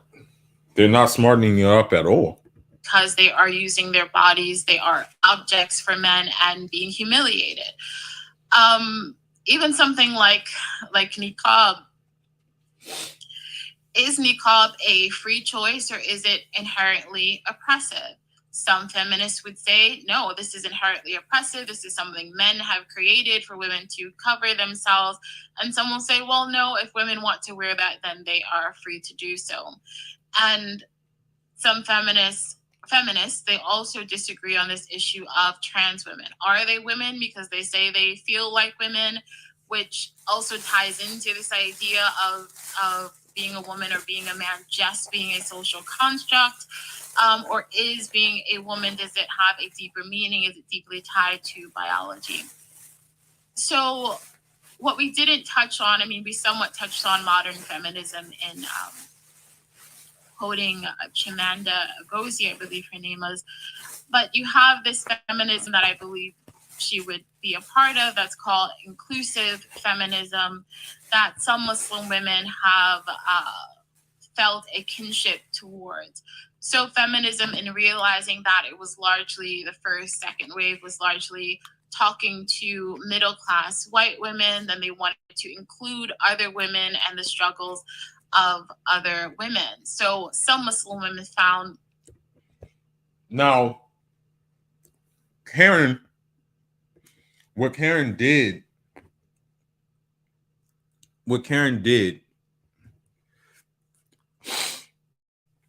yeah, bro. I was in I'd be back and forth in Cali myself, and shit, bro. Like, man. Man. It's like crazy what you see in California. Damn, especially LA. LA is the worst.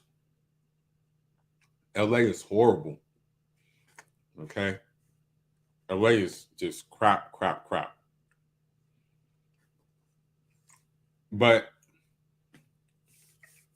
the crazy thing is, women like those men more than they do regular men.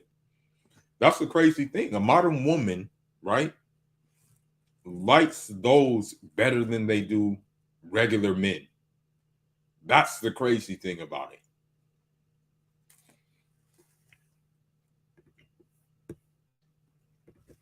An allyship, or find an allyship with third wave feminism. And so the roots of some of that kinship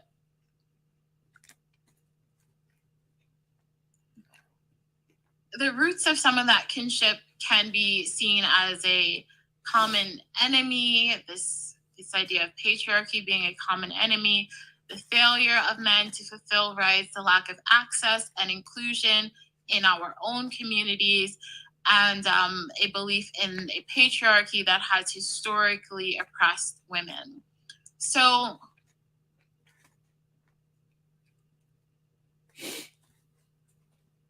okay, we actually didn't.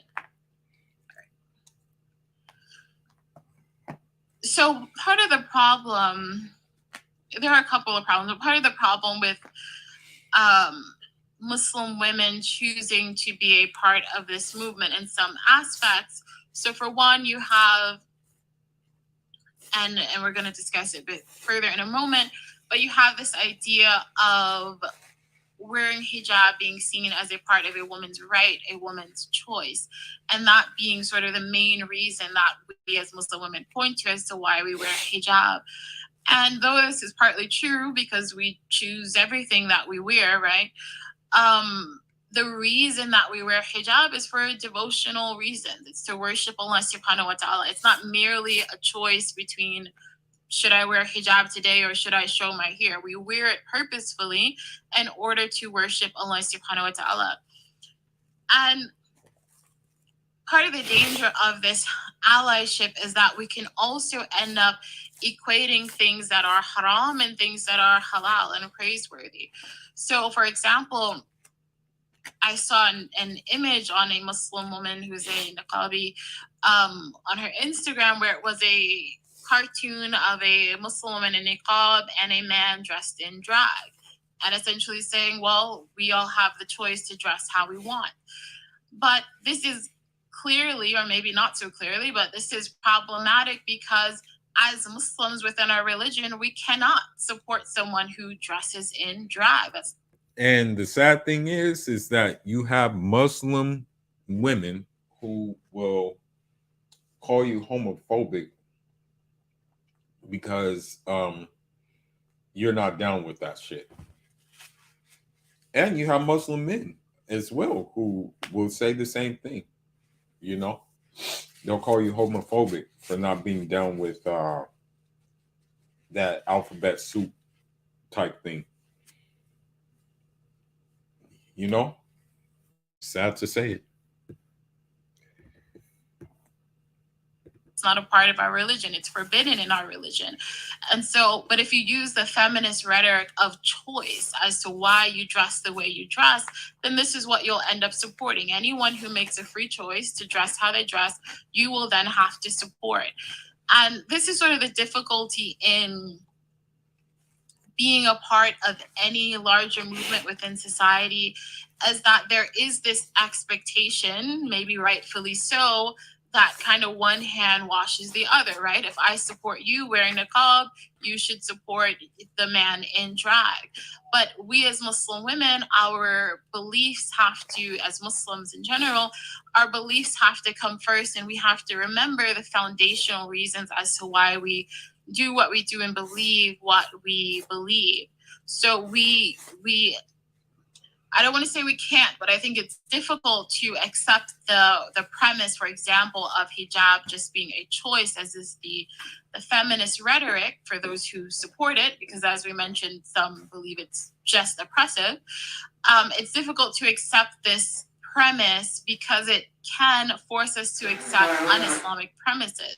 And the funny thing is, well, you can say, well, I just won't accept that. You know, I believe it's a choice, but I'm not going to accept something that is completely un-Islamic. At the same time, someone who supports us, who is doing something that's un-Islamic, someone who supports us isn't wrong to say, now you should support me, right? So we're also putting ourselves in a difficult position, even if we just say, well, I'll just accept the support, but I won't give it back, right? So then we come, before we talk about the gender wars, so we wanted to mention this idea as well of feminism taking away a woman's agency. So, and this quote from Sheikh Abdullah Adhemi, where he says, the women of the Ansar, so they were the helpers in Medina that that the Muslims migrated to and, of course, became Muslim themselves. He said the women of the Ansar were limitless because they focused on what they could do. So much of feminist rhetoric is focused on limitations and what we can't do. And this can also be problematic just in actually reaching our goals. So what can we do? One example that I heard... Now, I want to say something. If, like an Ansari woman, if a Sahabi woman were to even, I don't think they would even look at Muslim women today and be like, they wouldn't recognize them. I'm not calling them, I'm not making takfir. Don't think I'm making takfir. I'm not making takfir. But they would question their Islam, put it that way. Okay. And the same goes for the men too. You know, I'm pretty sure Sahaba, you know, will question our Islam too, you know, because of how jacked up it is in terms of like us buying into the sauce, you know. But those women knew women roles, right? And they knew religious roles. And although it was different, they knew the message of Islam was, I guess you can say, the message of Islam was timeless, or is timeless.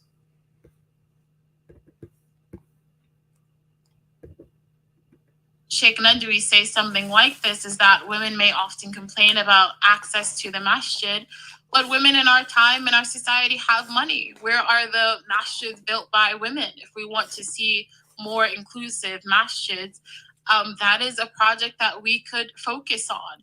I think he also mentioned giving more money to the masjid as well, but our voices can be heard, or we can create our own solutions if we focus on what can we do instead of what we can't do, which is not to say those institutions shouldn't improve, but it's to say that we can also look at our own agency. So we want to talk a bit about the gender wars before we have, inshallah ta'ala, Q&A and discussion. So this is just something to think about. Do we have any agreements with feminism? Can you be both Muslim and feminist? What are our disagreements with feminism? Or is feminism antithetical to Islam? So can we solely blame feminism for the gender wars? Well, I think this would also be problematic. It would be doing what feminism does, of creating this all-encompassing, almost, well, okay, let's use, I was going to say shaitan, but that may be too extreme. But using this sort of all-encompassing boogeyman-like thing that we can blame all our issues on. And so if we say the gender wars in our community are solely because of feminism, I think that would also be problematic.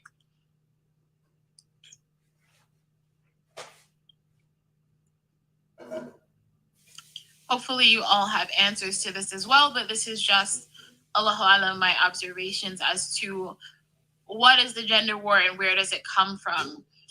I think there is perpetual gaslighting from men and women about this is not really happening, this is not actually true, that when women are sharing their stories that it's either diminished or told that this is just not happening. And the same can happen with men, but men are just not as vocal about their issues. The constant naming and shaming of the other gender. Now, may Allah reward the sister for acknowledging that there is a gender war, okay? Because a lot of times, like, a lot of women will say there's no gender war, you know, but it may Allah reward the sister for actually saying there is a gender war. Now, I didn't want to get involved in the gender war. Hell, I knew, like, I didn't need to get involved in the gender war, but when I kept on seeing more of my friends, more of my close ones, more people from my country going through what they're going through, I had to do something. You know what I mean? because it was hitting, it kept on hitting too close to home. So I'm like, shit, you know what I mean? What am I going to do? So that's why, like, that's why, like, you know, I treat the gender war as, like, me personally, I treat the gender war as, like, I'm a guerrilla fighter, like my father was. You know, that's how I treat the gender war. That I'm a guerrilla fighter. That, you know, I seek out everything that's going on. I'm adapting to my surroundings. And I'm also looking at the how, you know, unfortunately, I hate to say it, but you know, the modern Western woman, right? The modern Western woman, regardless of color, but mostly Black, you know, has made herself our enemy. You know, and that does not necessarily, and I don't want YouTube to go crazy. I'm not calling for anything violent. I'm calling for people to move smart and also use their resources available to get into a better situation where the enemy cannot reach you. That's what I'm calling for. Labeling and dismissing. There's also the issue of a failed patriarchy in a sense, right?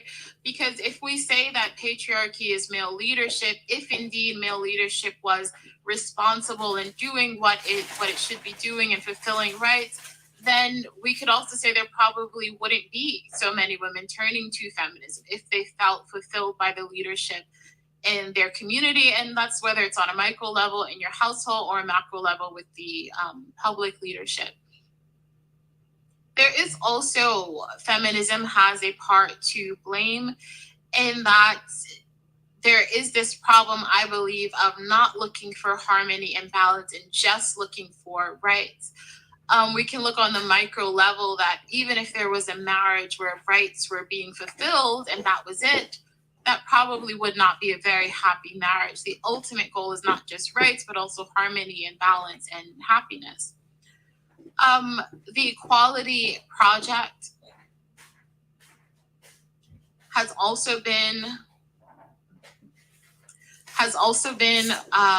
problematic, as we've already stated a couple of times, where women are actually taking on more responsibility and men are not taking on an equal responsibility. So I think inshallah ta'ala we're gonna end here, and then if you all want to, and inshallah I'll touch on some of the other things I have here, but if I keep going it might be another hour. So Assalamu alaikum. Thank you so very much. That was a really wonderful presentation, very well thought out. And I'm a little bit older, so I don't know about the 1940s, but I certainly remember the 1960s because I was in college then, and feminism, and I wasn't Muslim at the time either. So I want to mention a couple of different things. First of all, the concept of feminism is a paradigm that is outside of Islam. Now, I'm not against women's rights. What I'm saying is feminism, the way the West understands it, like so many other things they don't get about Islam, is a paradigm. And so we also have to develop our own paradigm of what women's rights are that Allah has given us in the Quran, because a lot of the patriarchy, not whether men should be ruling over the family or whatever, society, but a lot of the patriarchy we see in the world has nothing to do with Islam, has to do with what's happened over the centuries historically. Secondly, I'm going to make just several different points and maybe we'll have to ask you to comment on it. Women in many countries where it's a 3-generation family can easily work because they don't have to worry about babysitting because grandma's there, grandpa's there, aunts and uncles are there, and so on. And I've seen this in India with my husband's family. Women can go work because they don't have to worry about the children. And their contributions, it's very different from the pressure that women feel here, because you come home, your child's been taken care of, so you don't have to worry about a bad babysitter. And someone has cooked the food. So, you know, all the things that put pressure on women here when they work are taken care of through a 3-generation family. There was something else I wanted to say, but I'll leave it at that. Yeah, I think that's a good point. And as I heard Sheikh Abdul Hakim Murad say, that a lot of Islamic law that refers to the family is difficult to understand outside of the context of the extended family. All right, let's see if they're talking about any more gender war. A feminist critique. Okay. So, you know, the bottom line is this. Feminism doesn't line up to what we have going on over here, right? So,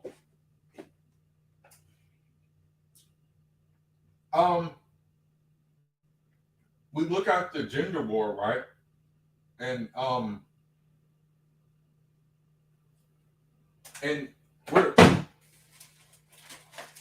we're still up. That's the thing, like we're still up. That's what people don't realize. Like some I don't know why men are in despair from what I'm about to show you. Okay? But we're still up. And I'm going to show you these things right now. Okay, let's see. Okay. Go to my photos.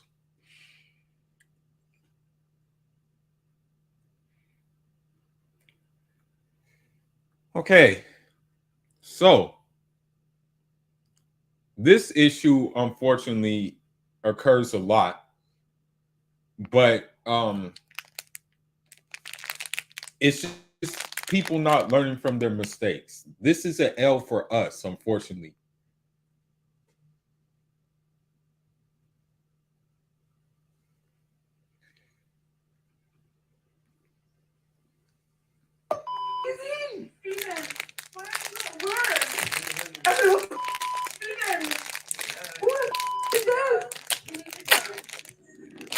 Steven, I'm so sorry.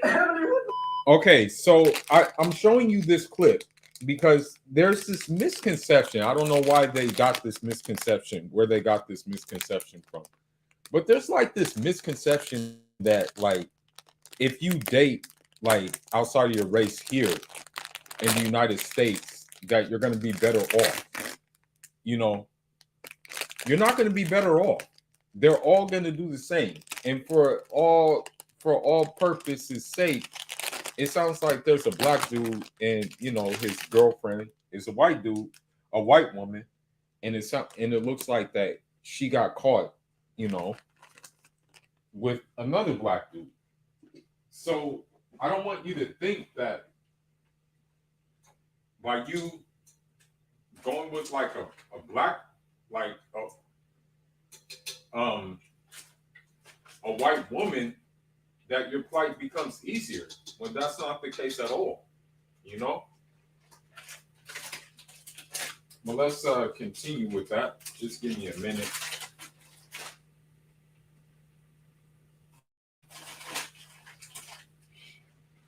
Just give me a second. Give me 1 second.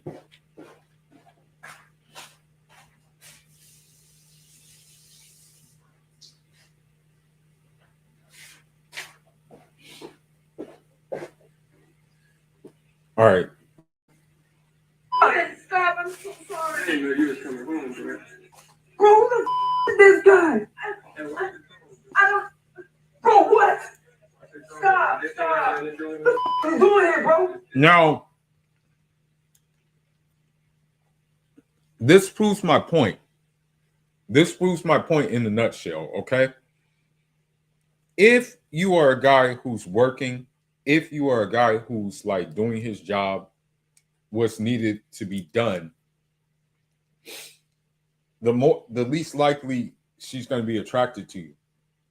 The thing is, by all like when we hear the guy in the background who's saying, "Hey, watch your tone, bruh," he is a Pookie Sibo type guy, whereas the guy who is like working is probably like on his, like, you know, probably a upstanding citizen. Oh, you gotta remember. I'm sorry. Hey, bro, can you please leave, bro? Leave, Lord, leave. Nothing to do with this between y'all two, bro. Okay, please. Go, bro. Come down. Go, bro.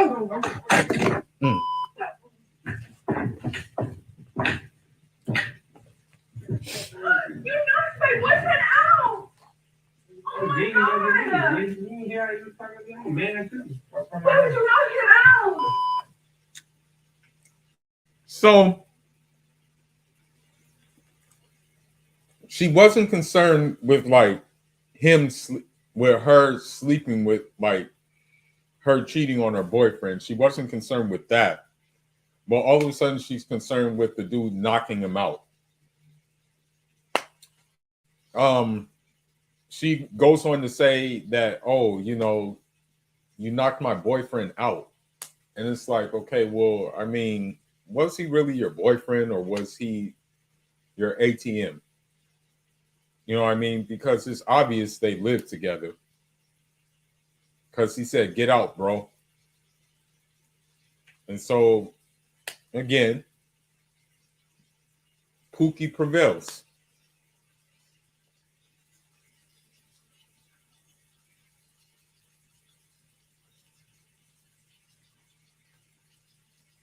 I got nothing to do. Between y'all two. Are you okay? Oh my God, get out! Get out! Get out! Okay. Are you okay? What's wrong with you? Get out! Don't ever talk to me again! You was just in bed with me. Are you okay? Stephen, get out! Stephen, oh my God, I'm so sorry. Stephen, it's not what it looks like. I'm so sorry.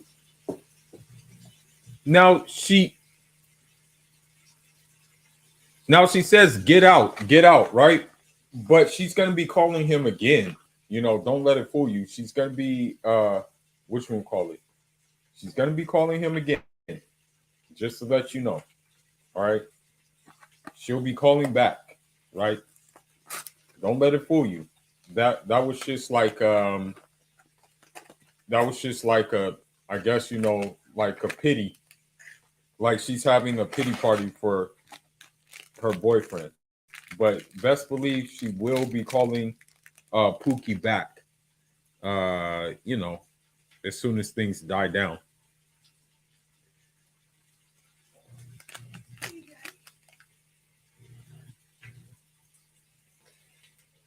Okay, that's one of the videos, you know. I'll show you another video. And I think I did something on this video a while back, but let me see real quick.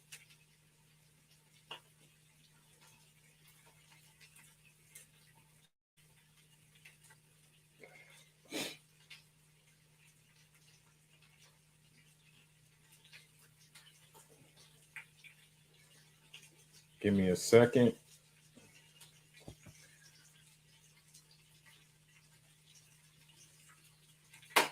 All right, so now the reason why I say we are winning the gender war is because, like, a female's discontent and a female's anger and stuff like that is not just trickling down to males, but it's trickling down to other females, as we'll see right here.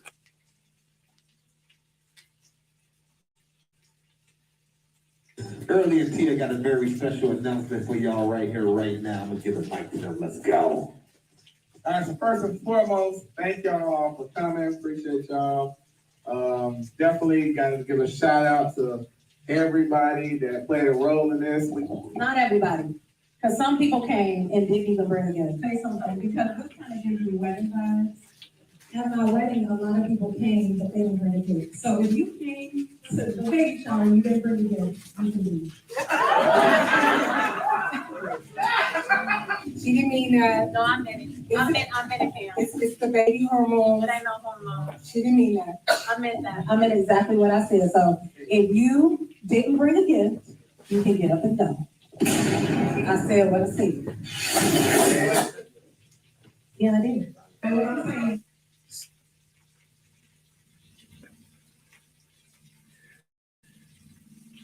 the reason I say this is a W for us is that Keisha's anger is not only going towards men, but it's going towards other Keishas. So she's big mad that nobody brought her a gift, right? But keep in mind that there's Keishas there, and you know what I mean, like she's upset that they didn't bring a gift. So her anger is going towards everybody, not just men. So that means we are winning. When a female's anger is not just going towards men and it's going towards everybody around her, we are winning the battle. We are winning the gender war. Let's continue. I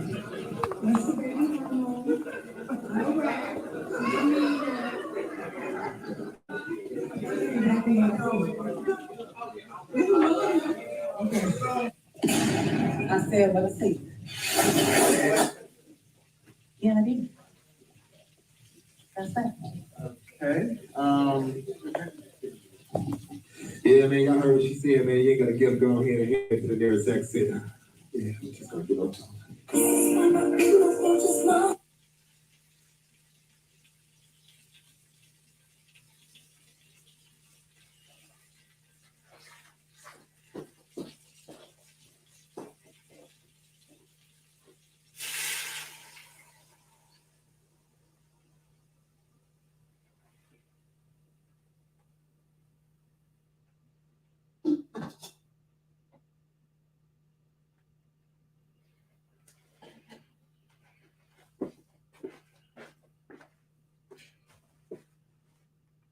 Earlier, Tina got a very yeah, we're just gonna get on. Go ahead and head to the nearest exit. Yeah. Yeah, man, y'all heard what she said, man. You ain't gotta give go ahead and head to the nearest exit. Now there's the problem. Now that was a problem. He's been all by every means, he's been emasculated because he's following her orders and stuff like that. And you can tell how masculine she is by just how she looks. What these females don't understand, what these modern women don't understand is when they take on masculine behavior, they start to look more masculine. You know, they start to look more manly. You know, I don't know what it is, but God, you know, gives them higher cheekbones, gives them like double chins, you know, gives them hair, deeper voices, and just all types of shit. Like, you know, God does that, you know. It is what it is. But that guy should have put his foot down and been like, yo, nah, we're not going to do that here. He should have put his foot down, but he didn't. So that's a loss on his end. But I don't know if you remember the therapist.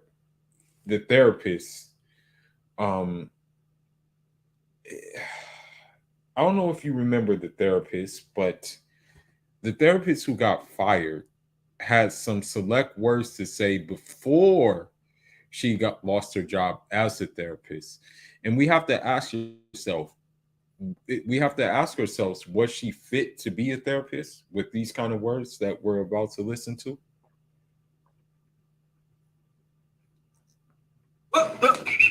Okay, since some of y'all need the confirmation from mental health professionals, if you want to be a hoe, be a hoe. Okay, there you go. There's the first thing. Yeah, you know, that's the first thing that, you know,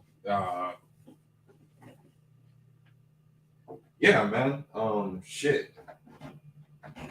Really didn't expect that, you know. I kind of didn't expect that from a professional who said that, you know, she went to school for she said she went to school for like she said she went to school for 8 years, I think. 8 years, she said. I really didn't expect her to say that. If you want to be a slut, be a slut. If you want to go thought it out in the streets, bye, bitch. Be in the fucking streets. But definitely be safe about it and try to find people that are reasonably sane. I don't know if she's reasonably sane. That's the problem. Like, it's hard to call her reasonably sane. You know, like this is what it is. You know, so that's why that's another reason why, as a man, you don't go to therapy. You know, don't go to therapy. You know, as a man, don't do it. Just avoid it. You know. But let's see what else Miss Therapist has to say. Hey, yo, what the fuck? Other than that, yellow, shake that shit open. Because you know why? Because you know why? You're going to die. What? And you want to be in your dead baby like, damn, I should have swabbed on this dog. Blood clone. You want to be there? No. Oh, shit. No. You want to tell your grandkids, yes, I was starting. I was popping. I was living like life. Because you know why, bitch? So, let me get this straight. I could be wrong, but let me get this straight. So, she's saying that go out there and, you know, use your thought pocket anywhere and everywhere you can, so you can tell your grandkids that, hey, you know, like, I was out here like getting it, right? And so if you tell your grandkids that and you say it's okay to do it,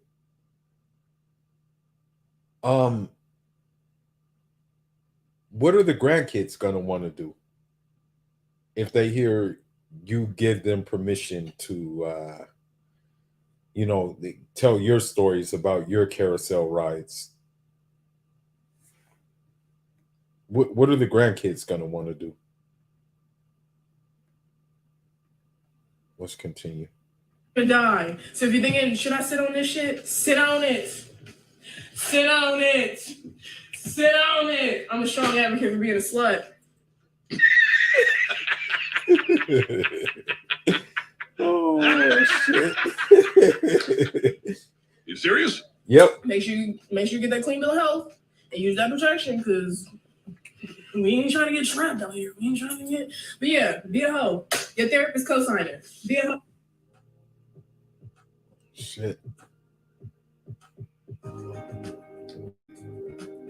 Woo! Where's Jeff? Oh my God. And you wonder. Yeah, man. Yo, when I saw that at first, I'm like, oh my God, this woman is crazy. I said, man, she's beyond crazy. So she wants everybody's pH to be messed up. Basically, that's what she's saying. That she wants everybody's pH to be just gone. Now, a couple of other videos came to my attention. Now, I don't know if these are skits or not, but I don't know if these actors are paid, but I can see these scenarios being real life scenarios, you know. And I'm gonna go to them real quick. So here's the first scenario. I'm expensive. I got expensive. Oh, you expensive? What you mean by that? These wasn't cheap. Okay. These wasn't cheap. The Okay. purse ain't cheap. I mean, The upkeep ain't cheap. okay. The gym membership ain't cheap. You know, the Well, business ain't. So I mean, she's looking for help. Obviously, you know, she's looking for help. That's what she's looking for. Helpmate. It sounds like you need a job to me. I don't work jobs. I am a job. What JT said? Okay, well, that's what JT. She said, I don't work jobs, I am a job. Yeah, a nut job. A nut boob job, because we know you said those weren't cheap. He's saying, I'm sure JT ain't out here asking Lil Uzi for money. You feel me? But what if she is though? I mean, that's her. She ain't got to ask. I'm not Uzi, you ain't JT. She ain't got to ask. I mean, what makes you worth me investing my money? Is you You nasty? see the material? Is you nasty? You see the material? Is you nasty? You see the material? You don't hear what I just said though? Is you nasty? That's for you to find out. I mean, we can find out right now. What, you don't take me out to eat or something? I mean, I got a penthouse. I live downtown. But listen, though, I'm going to be honest, though. If you like, mess with me, your husband got to go. It's not about to be no, oh, you messing with him and you. So she's married. So this just goes to show you hypergamy is real. I mean, she has a husband. You know, he probably upkeeps her, but you know, she's probably looking for the better deal. And so this just goes to show you, don't mess with Keisha. I'm by all means, I'm speaking as an African. Keisha was not trained to be a wife, and Keisha definitely wasn't trained. Hell, Keisha wasn't even trained to be a girlfriend. You know, so just leave them alone. You know, just leave them. Let them be. You know, let them be. Anything they say about you, just ignore it. Just ignore it. There's nothing they can do to like, especially change my mind about how I feel about them. And that includes Karen too. You know, I feel the same way about Karen as I do Keisha. That's when you like, you gotta be a dub. And I'll spoil you. I'll do that. I'll get your body done over again if that's what you really want. But it's the thing though, like if I'm investing my money into you and my time, he gotta go. I don't care how long y'all been together. You're gonna have to work your way to get him out the picture. Separated at least, at the minimum, separated. I'll separate for BBL. I ain't gonna lie to you. If you willing to invest all that in me, then no, I'm dead serious though. Then let's go. I'm dead honest. Then he's dope. Fuck it. But how do I know you really gonna do it though? Don't have to see, man. You're gonna have to see. You asking a lot of questions. Let's as I should. I mean, like, I'm just getting to know you right now. You know what I'm saying? But I'm just letting you know what come with me. So if you're gonna fuck with me, it just gotta be me. It's not gonna be husband, me, and you. So they're gonna have to be separated. You know what I'm saying? At least by the time while you fucking with me. So okay, I'm gonna do all that. I'm gonna invest my money with you. What you gonna do for me? Be cute. Be cute. So you see, it's savage out here, man. If this like, but even if it's like a skit, this still could happen. You know, this is very much could happen. But you see, like, you know, you see how she has no problem in it and things like that. But let's continue on. Let's look at this and see what's going on. You know, let's see. Be cute. You don't have to drop that neck for real. You don't have to be nasty for me. Depends. If you drop that nasty money, then I mean, I just so in essence, it's prostitution. You know, like if we really get down to the core of the whole situation, a lot of these modern women out here, I'm gonna be honest with you, a lot of these modern women, right? A lot of these modern women don't mind being prostitutes, okay? They don't mind it at all, okay? You have to understand something with a lot of these modern women. Everything is transactional. So, for example, because they're emotionally like just gone, you know, modern women are emotionally gone. If you want like this type of woman, right? Flash a Birkin bag in front of her, right? Just flash a Birkin bag in front of her, and just, as a matter of fact, tie it on the back of a car. Drive that car, and she will be running after that. Trust me, she will be running after it because she's too lazy to work and get it herself. Although she's strong, independent, and don't need no man. Told you I get your body done over. What you mean? All right. I feel like that's self-explanatory. Okay then. For real. Well, we finna go to Dr. Miami then. No. See, Dr. Miami too basic. We go to Dr. Williams, you heard? Oh, okay. So you do this. Yeah, I don't got a girl body done. Dr. Williams, so we go to Columbia, you heard? Okay, Columbia. All right. For sure. That's where I'm gonna get my veneers done at. Period. You know I'm saying? I got the big bag, for sure. Okay. What's your husband do? You know, he work a little job or whatever. Oh, he work a job. So you really don't like doing jobs, obviously. No. I'm an entrepreneur. I like dudes who make their own bread. So this is another misconception that you have to understand. When a woman says she's an entrepreneur, most of the time she's not an entrepreneur. I know a few women who actually are entrepreneurs, and most of the time they're in the restaurant business. Like I know a few women who have restaurants, right? But those women who have restaurants, they don't act like that and they don't flaunt their money. Like they just stay to themselves, they're chill and stuff like that. But I think it has to do with the fact that they're from immigrant backgrounds. But she already basically is saying that her husband is a lame. That's what she's saying to him. If this is true, and if this is actually transpiring, she's basically calling her husband a lame. Let me see.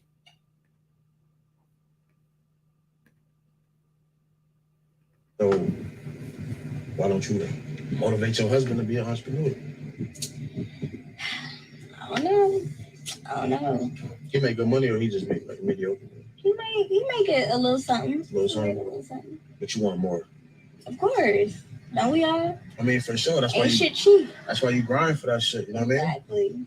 But unfortunately, I don't think I will ever fuck with you because you a fucking gold digger. Oh shit! Boy, what the fuck? You was a fucking gold digger. You ain't even want to fuck with me. You just told me that you're gonna leave. You would leave your husband.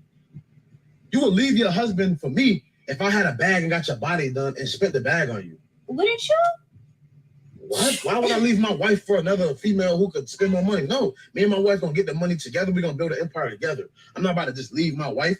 You a fucking gold digger. You can get the fuck out of my car. How about that? You have a nice day. You was chasing No, me. it don't matter. But now you started chasing me once you seen I had the bag. Remember that though. You was for chasing sure. me Matter when of fact, you had this ass. it don't matter. I see the ass, but it's, since you in this car, your husband might see this video because you on YouTube. Look straight. It's a small camera right there, so I hope your husband see this shit. All right, bye. But don't cover your face now. You on YouTube already. Go ahead and go to the gym. Go ahead. Fucking gold digger, man. I can't believe this girl literally was gonna leave her husband. This girl was literally gonna leave her husband for me just because she thought I had money. This shit is crazy, man. So this is what I'm telling you. This is why you don't waste time with Western women at all. Okay? Don't do it. Because they're all like this. I don't care what they say. I don't give a shit what anybody says. Someone's going to say, oh, not all of them are like that. Yes, they are. Okay? Especially Keisha. They all are like this.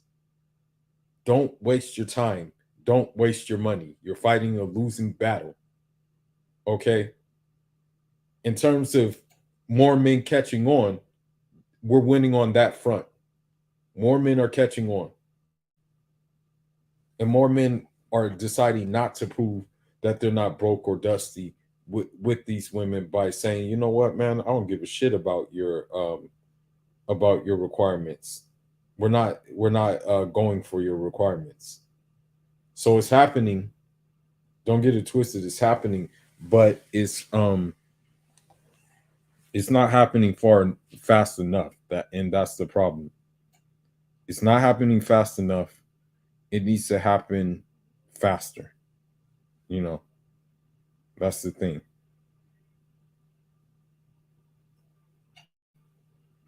And good riddance to Queen Elizabeth dying. May Allah curse her, and may Allah give her, a bad punishment as well. And for all of you guys who are mourning her death, may Allah forgive you. May Allah forgive you for it.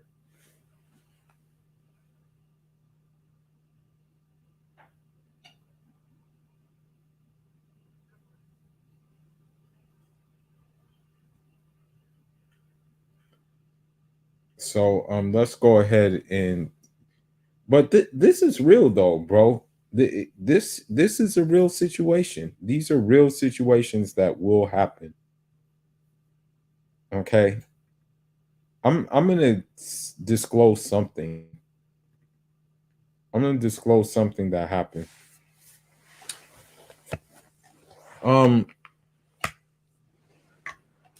This is by no means me trying to fake or anything like that. It wasn't a situation of fake it until you make it. But when I was in college, okay, I stumbled upon like one ambassador from my country came to here, and he had a Mercedes and he was looking for a driver. So he said, okay, I want you to be the driver. And so the Mercedes was one of the high-end Mercedes models.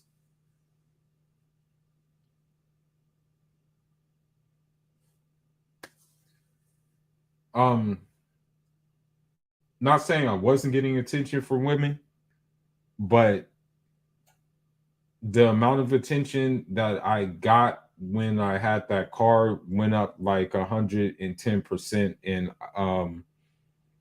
it was sad, because I knew what they were about.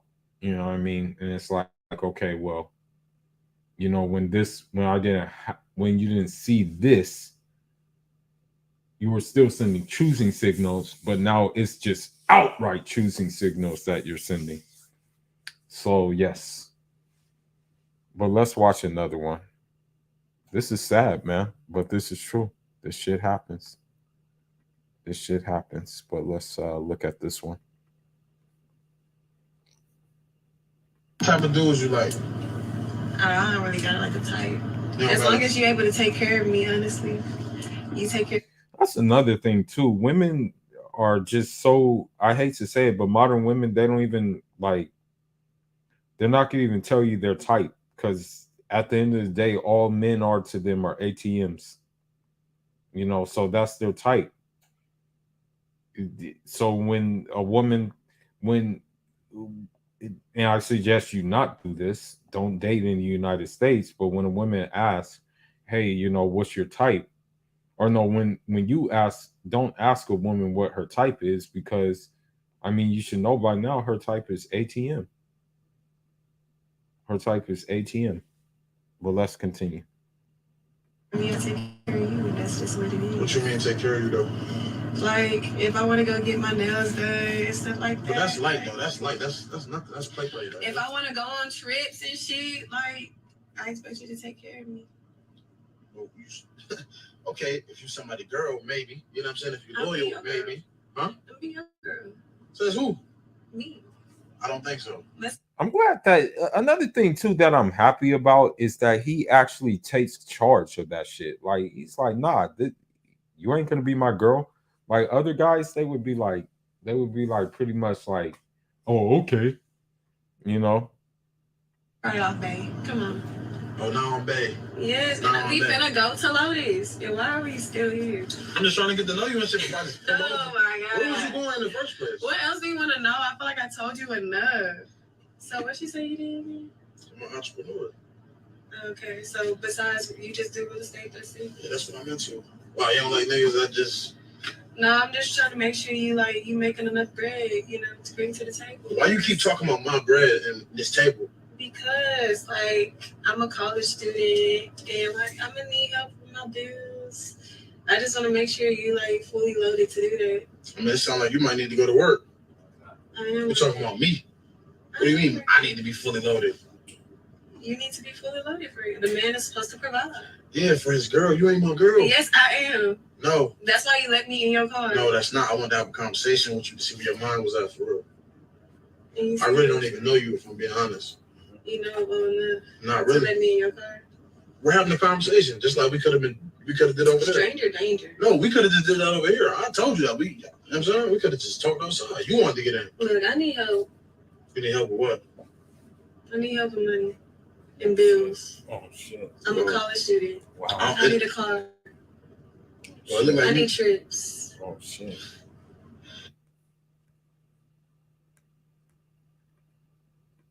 Let this be a lesson to you guys. Modern women are not looking for relationships, they're looking for help. But at the same time, they want their backs blown out by you know, dudes who have a certain type of swag or bravado about them who can't give them any of that help. This is what you have to realize when dealing with this, you know. She just straight out said, I need help. I need this. I need that. Well, look I like need presents. Come on, man. Come on, man. I'm just letting you know. No, I'm just letting you know that I ain't no trick ass nigga. You know what I'm saying? I ain't really into shit like that. You know what I'm saying? So you might have found the wrong nigga if you're looking for that. So honestly, it sounds like you a fucking gold nigga. No, it don't sound like They that. do though. So honestly, you could really step out and get the fuck out my car.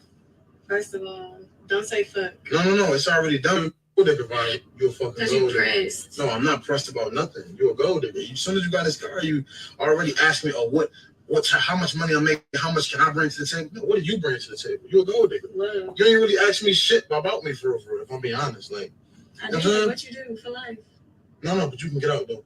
I'm all set. You gonna open my door for me? I'm definitely not opening your door. You was rude. I'm not rude. I'm just being real with you. No, like, you're rude. No. I should have just ignored you. No. I got in this whack But you ass told, car. oh, now it's whack. But you were just saying, oh, this you guys so whack.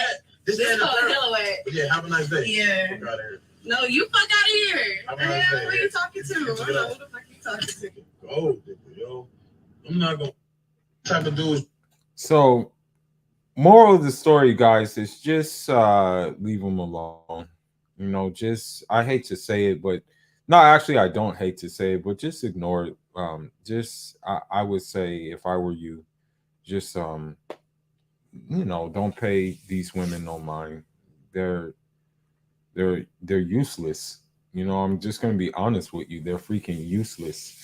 But now let's look at something that actually is happening right now, and then we're gonna go to the YouTube sector and look at some videos that were brought to my attention. Shout outs to Darius and the rest of them doing this work. But let's look. Talking about how they are sick of women in America and how they're going to get their passports and go overseas and find them a wife. When the truth of the matter is, you don't want a wife. You want a slave. You want. So, according to them, a slave is someone who cooks, cleans, washes clothes, uptakes the house, is feminine, submissive to Allah, you know, and her submission to Allah will lead to the submission to her husband naturally, right? And so, yeah, that's a slave for most of these women. Maid. You want a personal assistant. These women are in dire financial need. And it sickens me that you get online and vocalize and brag about getting your passports and going to these countries with these to get a wife who needs a green card to escape extreme. To be honest, though, a lot of the women that you talk to who, you know, are from different parts of the world, a lot of them really don't have a desire to come to America. There's very few who have bought into the sauce of America who want to come to America. But for the most part, most of them, they don't want to really come to America. You know, like most say, yeah, you know, we're not trying to come to America. You know, a lot do that, you know.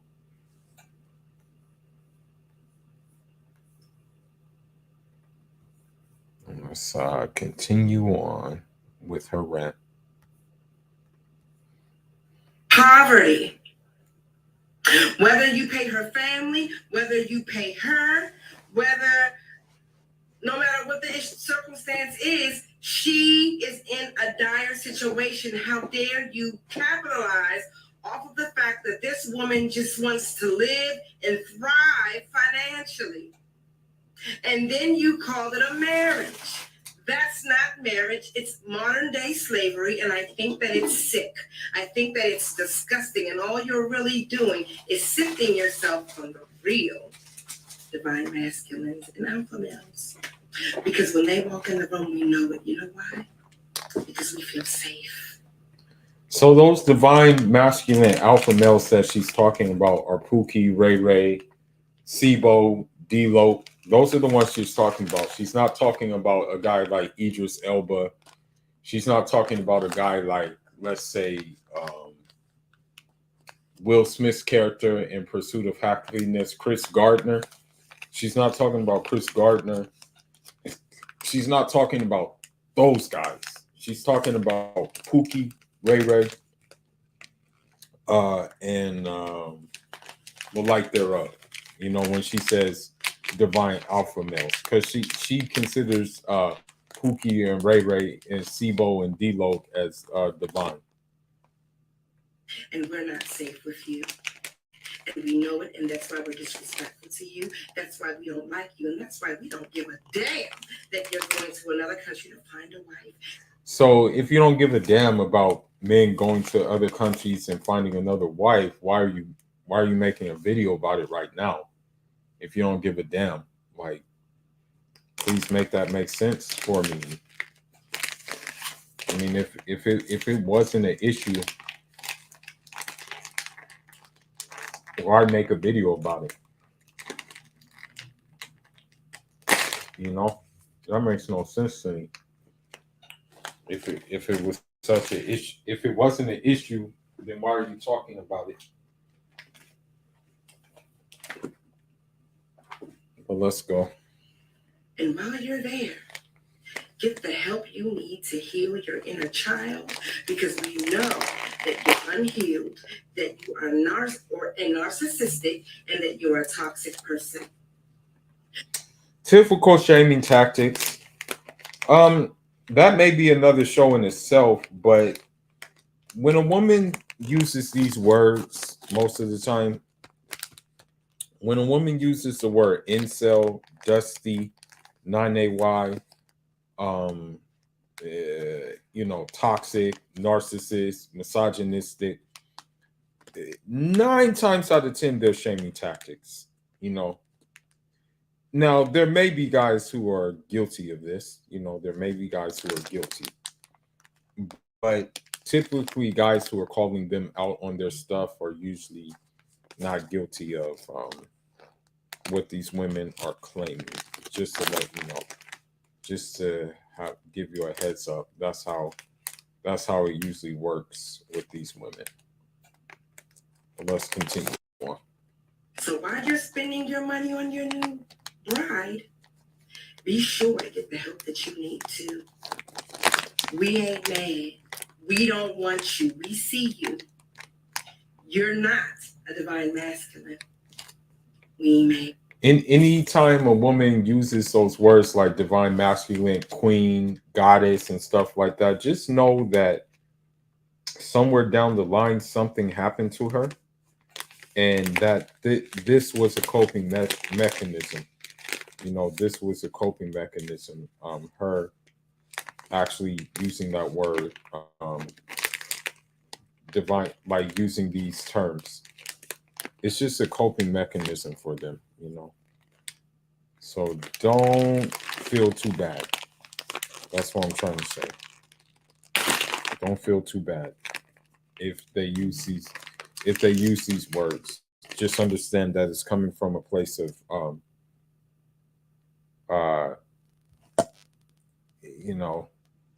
lowness. Yo, people are literally losing their minds because men are going overseas, particular group of men. They're losing it up here. Yo, this is serious. At first I thought it was a joke. There's some real mental issues going on with a lot of these ladies, bro. Because they've never seen this before from a particular group of men, color category, or they've never seen this. Yo, keep getting your passports. Y'all better run. This is what the court systems wanted you to be a part of. This is what these dating coaches wanted you to be a part of. Right. This is what your mothers, your aunts, everybody who's been boozing you into. Okay, so that's another thing too. Don't follow these dating coaches. Cut it out. Whoever catches the broadcast, stop following these dating coaches, okay? They're leading you down to peril. All right? Don't do that. Chill the hell out when it comes to these dating coaches, okay? Leave them alone. You guys need to stop that. Okay? I don't know why you guys keep insisting on dating coaches. They're not going to help your plight. Just to let you know.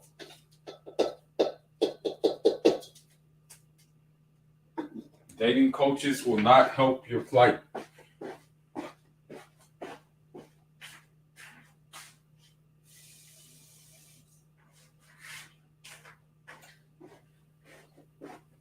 So stop it. Stop doing dating coaches. Just give me a minute on which one called it.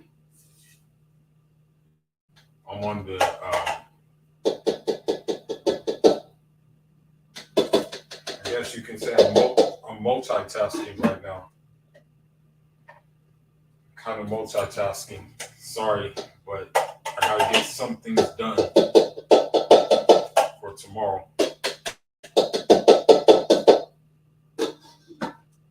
Sorry about the background noise. I just gotta get some things done. You know. But yeah, this is what they wanted you to be a part of, but you have a choice. You don't have to be a part of it. You don't have to be a part of it. Just to let you know, you have a choice. So choose wisely.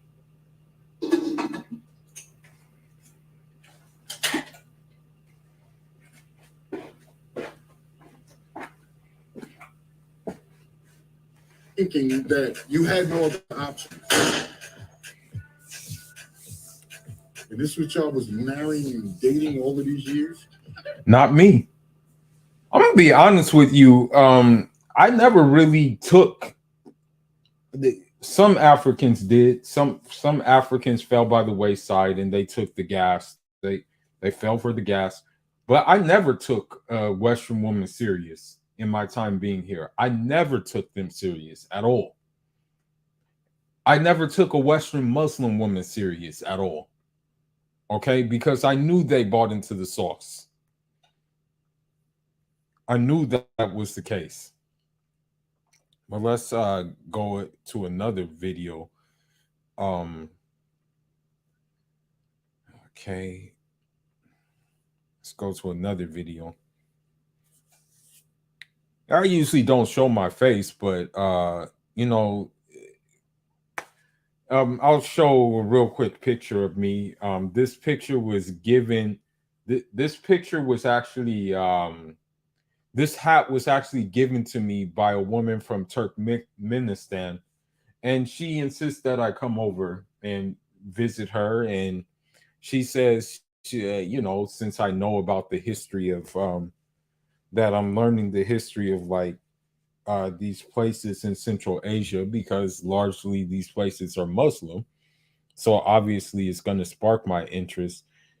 She was surprised to see me with a book on Turkmenistan. And, you know, she saw to it that I get this hat. They call it a karakul or papaka hat. And so here I am with it. Styling, you know, styling. Sheep hat, basically. It's a sheepskin hat. And, you know, the next time I get another one, I'll definitely be in Kazakhstan, Turkmenistan, or most likely Kyrgyzstan or Chechnya or a place like that, inshallah. But I want to highlight some things to just show how disillusioned these women have became in this gender war. You know, they're so disillusioned that basically literally they'll say anything. So let's go to it. Okay, let's see.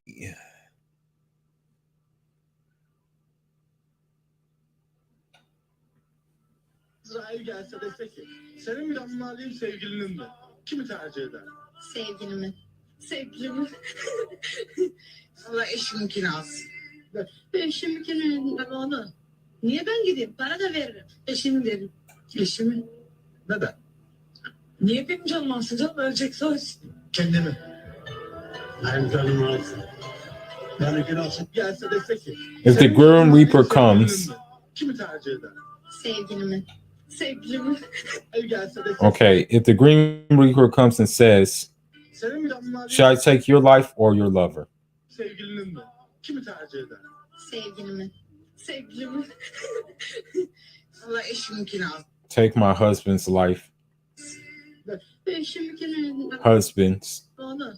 Niye ben gideyim? Of course him. Why should I die? Para da veririm. Eşimi derim. I would say my husband's life. Eşimi. My husband. Neden? Niye benim canım alsın canım? Why take my life? Someone is going to die. Let him die. Ölecekse ölsün. Kendimi. Benim canımı alsın. Unfortunately, the husbands don't even know that some of their women think like this, and it's sad. Benimkini alsın, eşiminki alsın. Benimkini alsın. Kendimi. Evet. I just wanted to upload this short video for you guys because I found it very interesting how the men are willing to lay down their own lives for the women they love. But the women don't even hesitate to pick their boyfriends or husbands and even joke about it. But Right. But let's go ahead and look at some things. Now, there are some videos that are crazy. Shout outs to Infinite Colors. I mean, they are crazy videos that he has. Okay, so you know how girls usually say it's always a guy's we're interested in ways you wrong. Okay, let's see.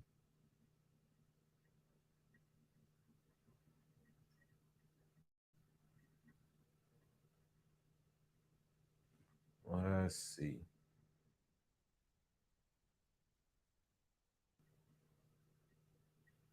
Okay, let's see.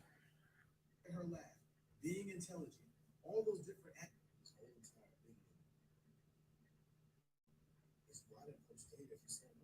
I think it's this video. Hold on.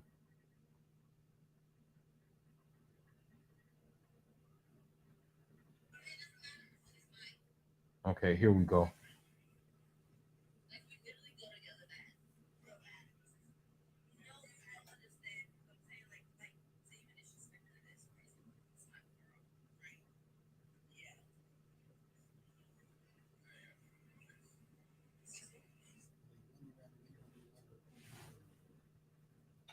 We sound like that. What's something you never told your ex? I've cheated on every one of my exes. Wait, all of them? How many?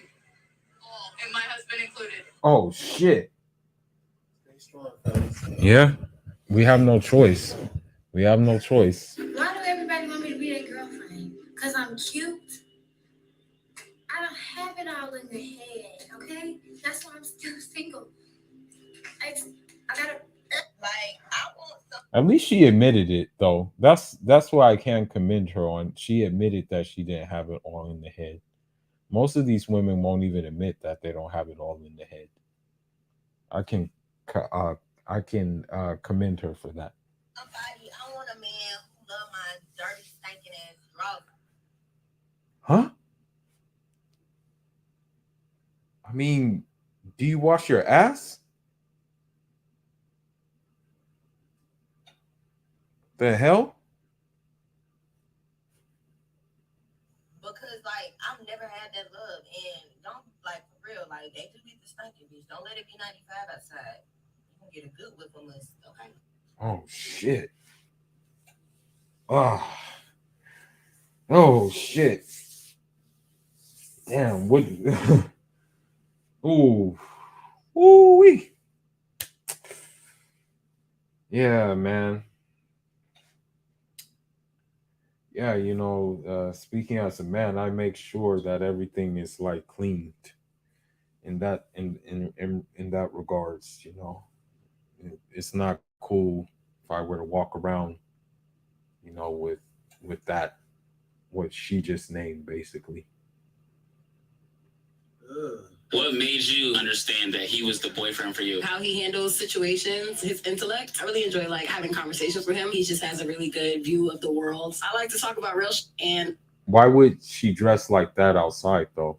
Like if that like here's the thing, like if she really respected him and if he really respected himself, he would not let her dress outside like that cuz I sure as hell wouldn't. Like I I wouldn't even be with her, if that was the case. No, no, no, no, no. We're not doing that. I think you're really good with that. How do you keep your man satisfied without sex? You don't. You don't. Plain and simple, you just don't. Sometimes I go to sleep and I cry. Shout out to this couple for helping me get more reps. What? Okay, so why is it a shout out for that couple helping you get more reps? Like what's the shout out for? Never understood. I never understood when I come across videos of females like her who are decently attractive, who have a hard time getting in a relationship. It is not hard for decently attractive women, mediocre women, to get in a relationship. There are men out there want to be in a relationship. I can understand a man because it's just difficult for the average man to get a girlfriend or get a female. It's more difficult than it is for women. Women, can somebody help me understand? Because it's getting to the point of getting frustrated. And she don't got to do all that to get a man. Looks nice, but she don't need to do all that to get a man. Half the time, all women got to do is just be women. That's it. That's the prerequisite for getting a man, is just to be a woman. The prerequisite for a man getting a woman,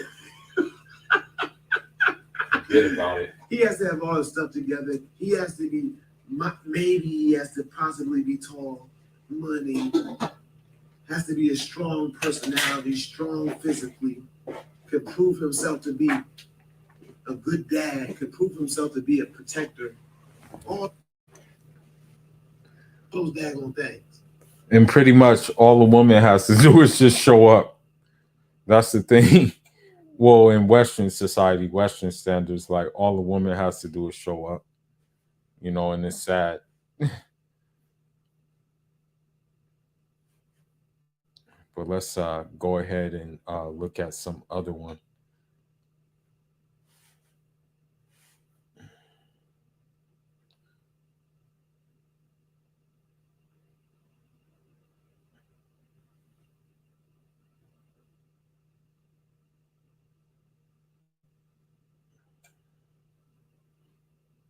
Okay. Now we're gonna go to Darius, and then I'm gonna go to another one. Darius had something that was really disgusting, but I'm like, hey, well, this is the way they are. Um, you know, let's just let's listen to it. If you're a producer, you need high quality melodies like these. The most humbling thing that probably happens to men is when girls take their free drinks and fucking run. I literally Let that be a reminder to you to stop buying women drinks as well. Cut that out. That needs to stop. And as a Muslim, you shouldn't even be buying no woman no drink. You shouldn't be even drinking anyway. But non-Muslims, stop buying women free drinks, please. Never hang out with guy friends alone? no, that's weird. Why not? Because then they might get the wrong idea. Yeah. That's what happens. What kind of friend is so in that you can't be in a room alone with? Gotcha, bitch. Do you think a lot of girls have like a bunch of guy friends that in actuality just want to hook up with? Yes, if you're attractive, yes. It does happen all the time. Have you ever had guys declare their love for you that were your friends? Yeah, it was gross. It was so gross. And it was during a smoke set. So keep in mind that women will keep guys as friends around for validation and things like that. Don't have women don't have women as friends. If you're in that situation where you have women as friends, don't do that. Shit's not cool.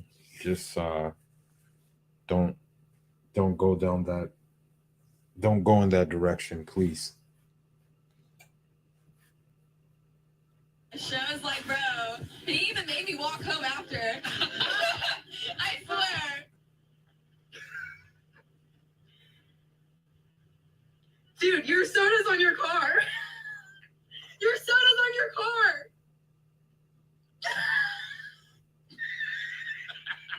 What was the best relationship advice you ever got? Act like you don't care. You gotta act like Really worry. How effective is that? you gotta act like you don't care, bro. Is it really effective though? Let me tell you this. A relationship is a seesaw. The moment a girl realizes that you care more than her, she realized she got the infinity stones right here. And once she got that, she gonna make sure she told us. Now, I don't like academics. I'm not gonna lie. I don't like DJ Academics, but you know he's right about this situation. You know, he's 110% right. So Every woman knows that men ain't shit. So if you're over here still crying over one guy, we don't want to hear it. You should have at least 5 to 7 guys on your roster paying your bills for you. what? Okay, so when you have a woman like that, you know who needs enemies? When you have a woman like that, you know. I used to think that haters, like, I used to be of the impression that, you know, men can be like haters. Like I used to be of the impression that men could be like super duper haters and stuff like that. But now I realize that women actually hate, you know, women actually hate us more than sometimes like chimpanzees and, you know, the like thereof. Like sometimes they dislike, they just like don't like us, you know. If you can't leave the guy that you're with right now and drop him for another man, then you're dating for the wrong reasons. We're tired of hearing these girls bitch and cry. We go finesse, go cheat, go rob, go tell lies, go manipulate.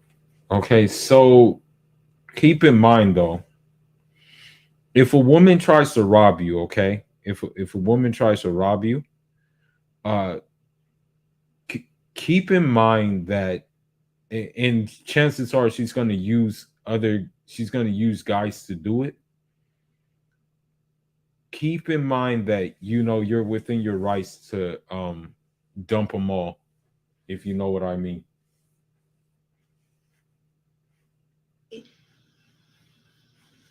We're too hot and fine for this shit. Y'all should be outside. Females don't take baths. They don't clean our vagina. We don't clean our vaginas. She can't even say vaginas. She said she can't even say it right. She says vaginas. And oh my God. Oh, woo-wee, man. It just gets worse and worse and worse. It just gets worse and worse and worse, bro. Oh my God. Well, let's continue. Smell bad. It's not that we're nasty, it's the fact that we don't bathe ourselves. We don't take baths. Oh shit. Women don't take baths. Oh shit. Turned into me pretty much telling him I'm sleeping with whomever I want, and you're just gonna sit in the corner and watch. Oh shit. So you became the master kind of. I am. Oh shit. How does that sit with you? I like it. I enjoy it. You enjoy it? Mm-hmm. No, you don't. Shut up.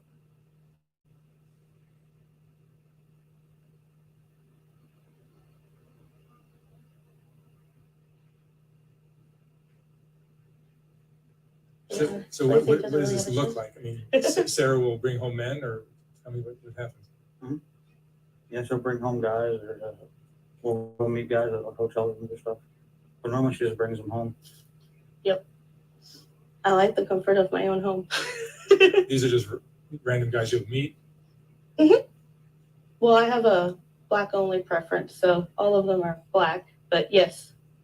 And I've made them on websites, or I've given my number out to people and random and just invited them over. Yeah, so BBC, she likes BBC News. A guy through a drive-through.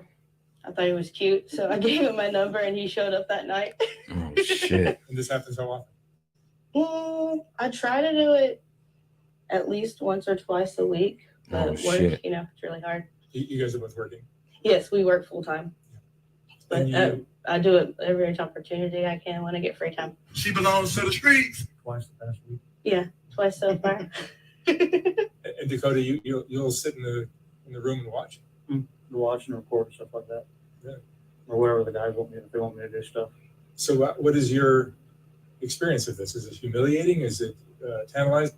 The new nationwide roofing program helps all Americans get a new roof. The new website for roof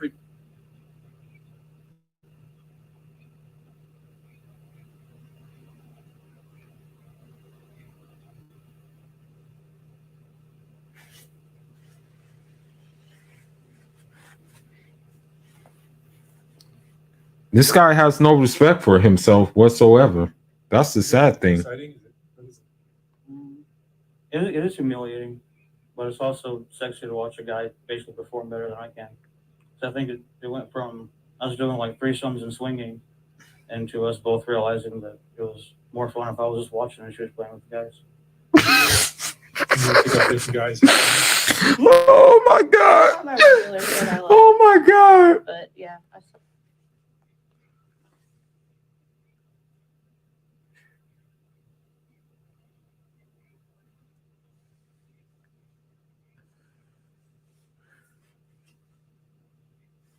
She's this guy actually said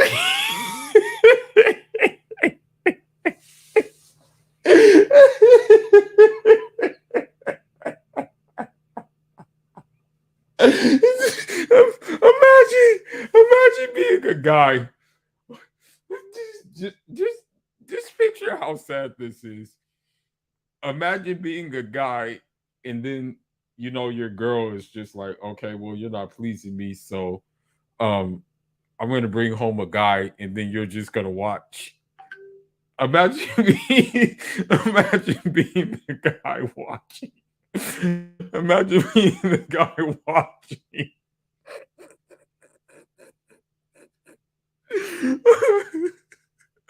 How pathetic. How pathetic. Let's continue. unless I find a liquor that I really, really like, and then I'll play with him quite a bit. But you're more closely bonded with Dakota than all these other guys, I assume, right? Oh yes, yes, most definitely. You're not going to leave Dakota for somebody you. Never. I will laugh at them and tell them, no, sorry, not gonna happen. You're gonna take me, and then he's gonna be there whether you like it or not. And you have a sex life that continues with Dakota? No.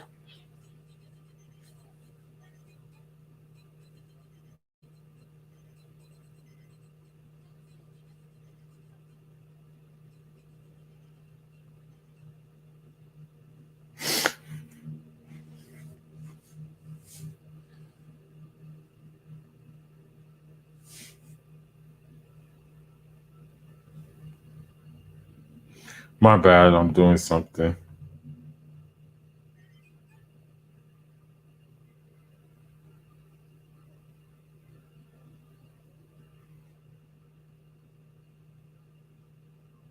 Hold on. All right. Let's continue and listen to this sad ass guy.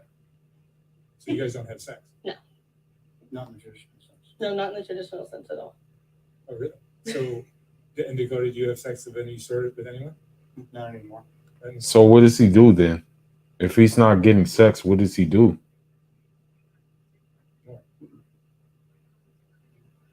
Where do you see this progressing?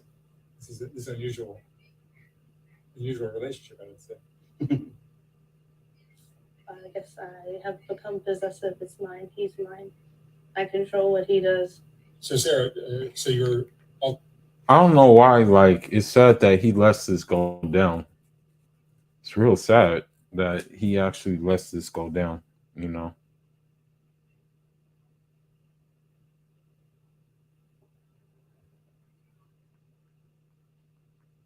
Hold on.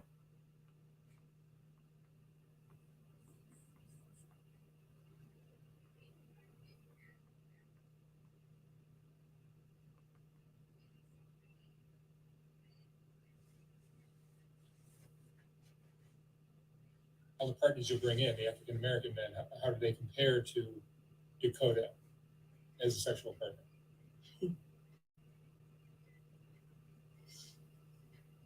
Can we answer? Yeah, you can answer. They're just a lot bigger than I am, honestly. Like several times bigger. This is a Oh my god. This is sad, bro. This is sad that he would actually admit some shit like that, bro. All right, now let's go. Let's listen to this.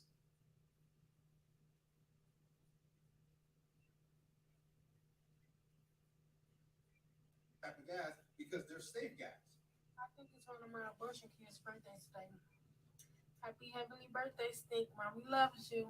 What do you think the issue is with men nowadays? Men are shitheads. The one thing I have is every man I've ever been with has cheated on me. Every man has been a selfish piece of shit. And honest. Yeah, I have. TikTok made me do it. If you use TikTok, you might have seen videos like these recently claiming that the combination of I have an issue with men when they breathe, talk, blink, eat, and that's all. Yeah. Women. You know, I see a lot of women say a lot of stupid shit about men. Okay. Together for 5 years. I'm back right away. I've been FaceTimed you all day. That means it because they're getting these and cheat on you even. Now, there was a brother who brought something to the limelight, and shout outs to him for bringing it to the limelight. And I actually thought it was very, very disturbing that he brought it to the limelight, because I was just like, oh my God, you can't be serious. But it was brought to the limelight. Well, let's go ahead and look at his page. Man, there's a lot of this stuff out here, man, and it's sad that, you know, it's getting worse. It's sad it gets worse as we go on. And so as a Muslim, you should just stay prayed up, stay on your deen, you know, fear Allah, you know.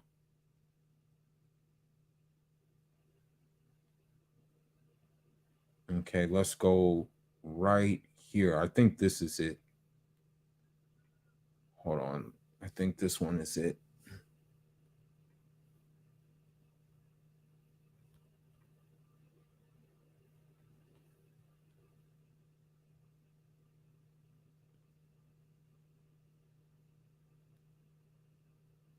Okay, let's see. Kim came out with her line. Kylie came out with her line. Right? But like hooked up with and allowed herself. I'm doing my thing Is that we're doing it. and I challenge you to do so. Just like a lot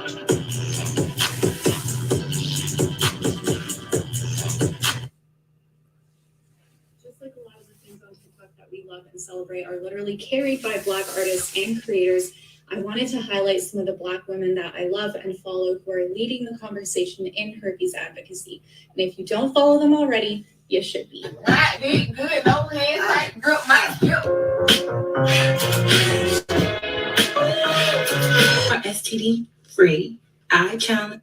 So here you see a woman actually call herself herpes goddess, and herpes could never. So that's the first time I heard that before, is herpes goddess. So, I mean, this is where we're at with it. want you to tell someone that you have an STD. I don't have an You don't STD. have an STD. I don't have an challenge you to do STD. so that you can feel the weight of the stigma for someone who does have an STD. No, thank you.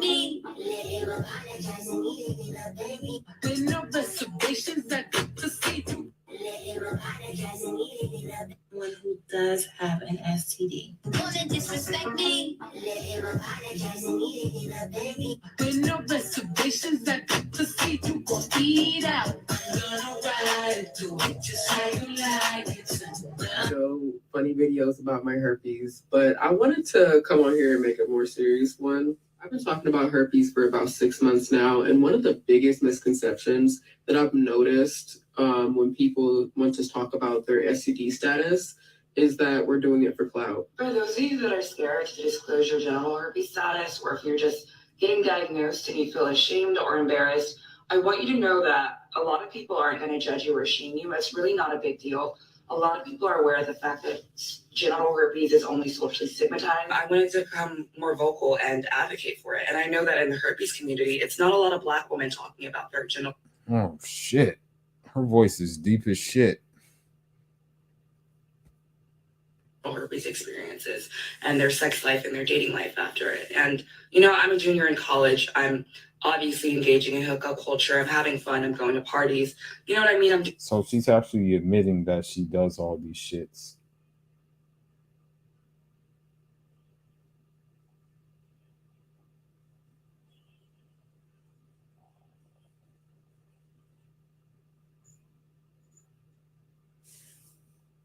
Doing my thing. And these women, because if I didn't come across them early on in my journey. Okay, let's see.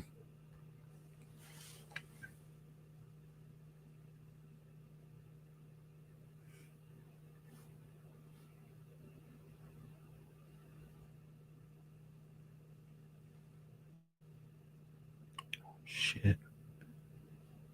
Let's see.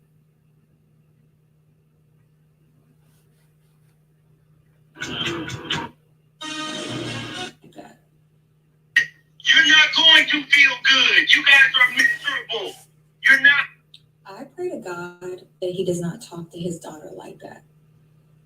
Number one, men, if you want anyone to change, especially a woman, we have to be handled in the most delicate way possible. We are delicate flowers. If you want us to be in our feminine energy, like hell you are.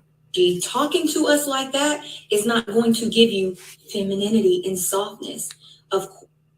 Yeah, if I tell you to shut up, then that would give femininity and softness.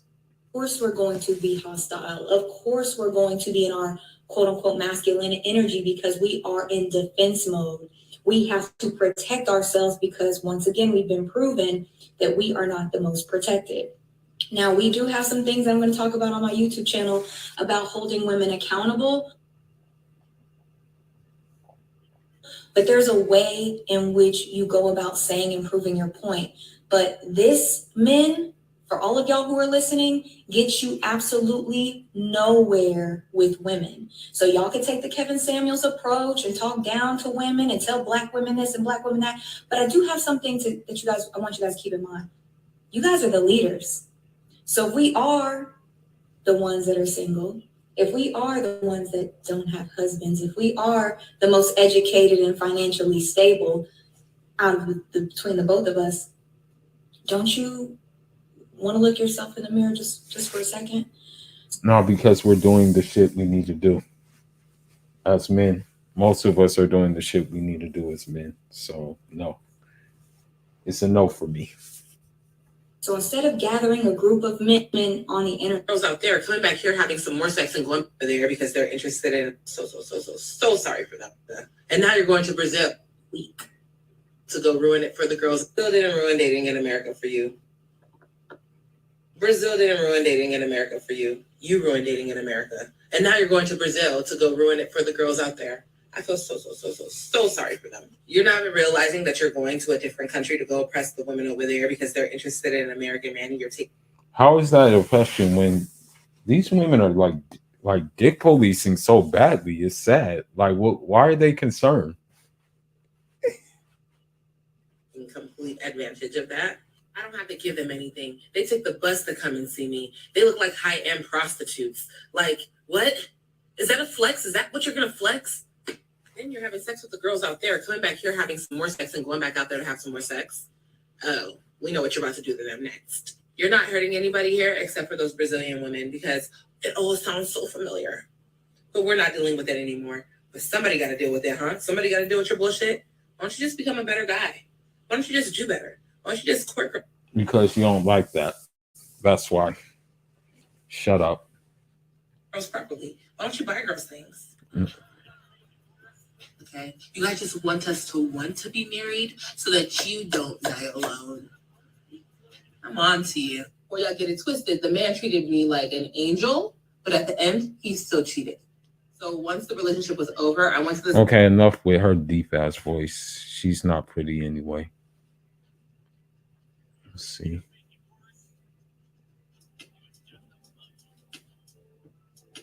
I look like arguing with people about. Should I say respectfully? Okay, this is about this teacher that was clout chasing.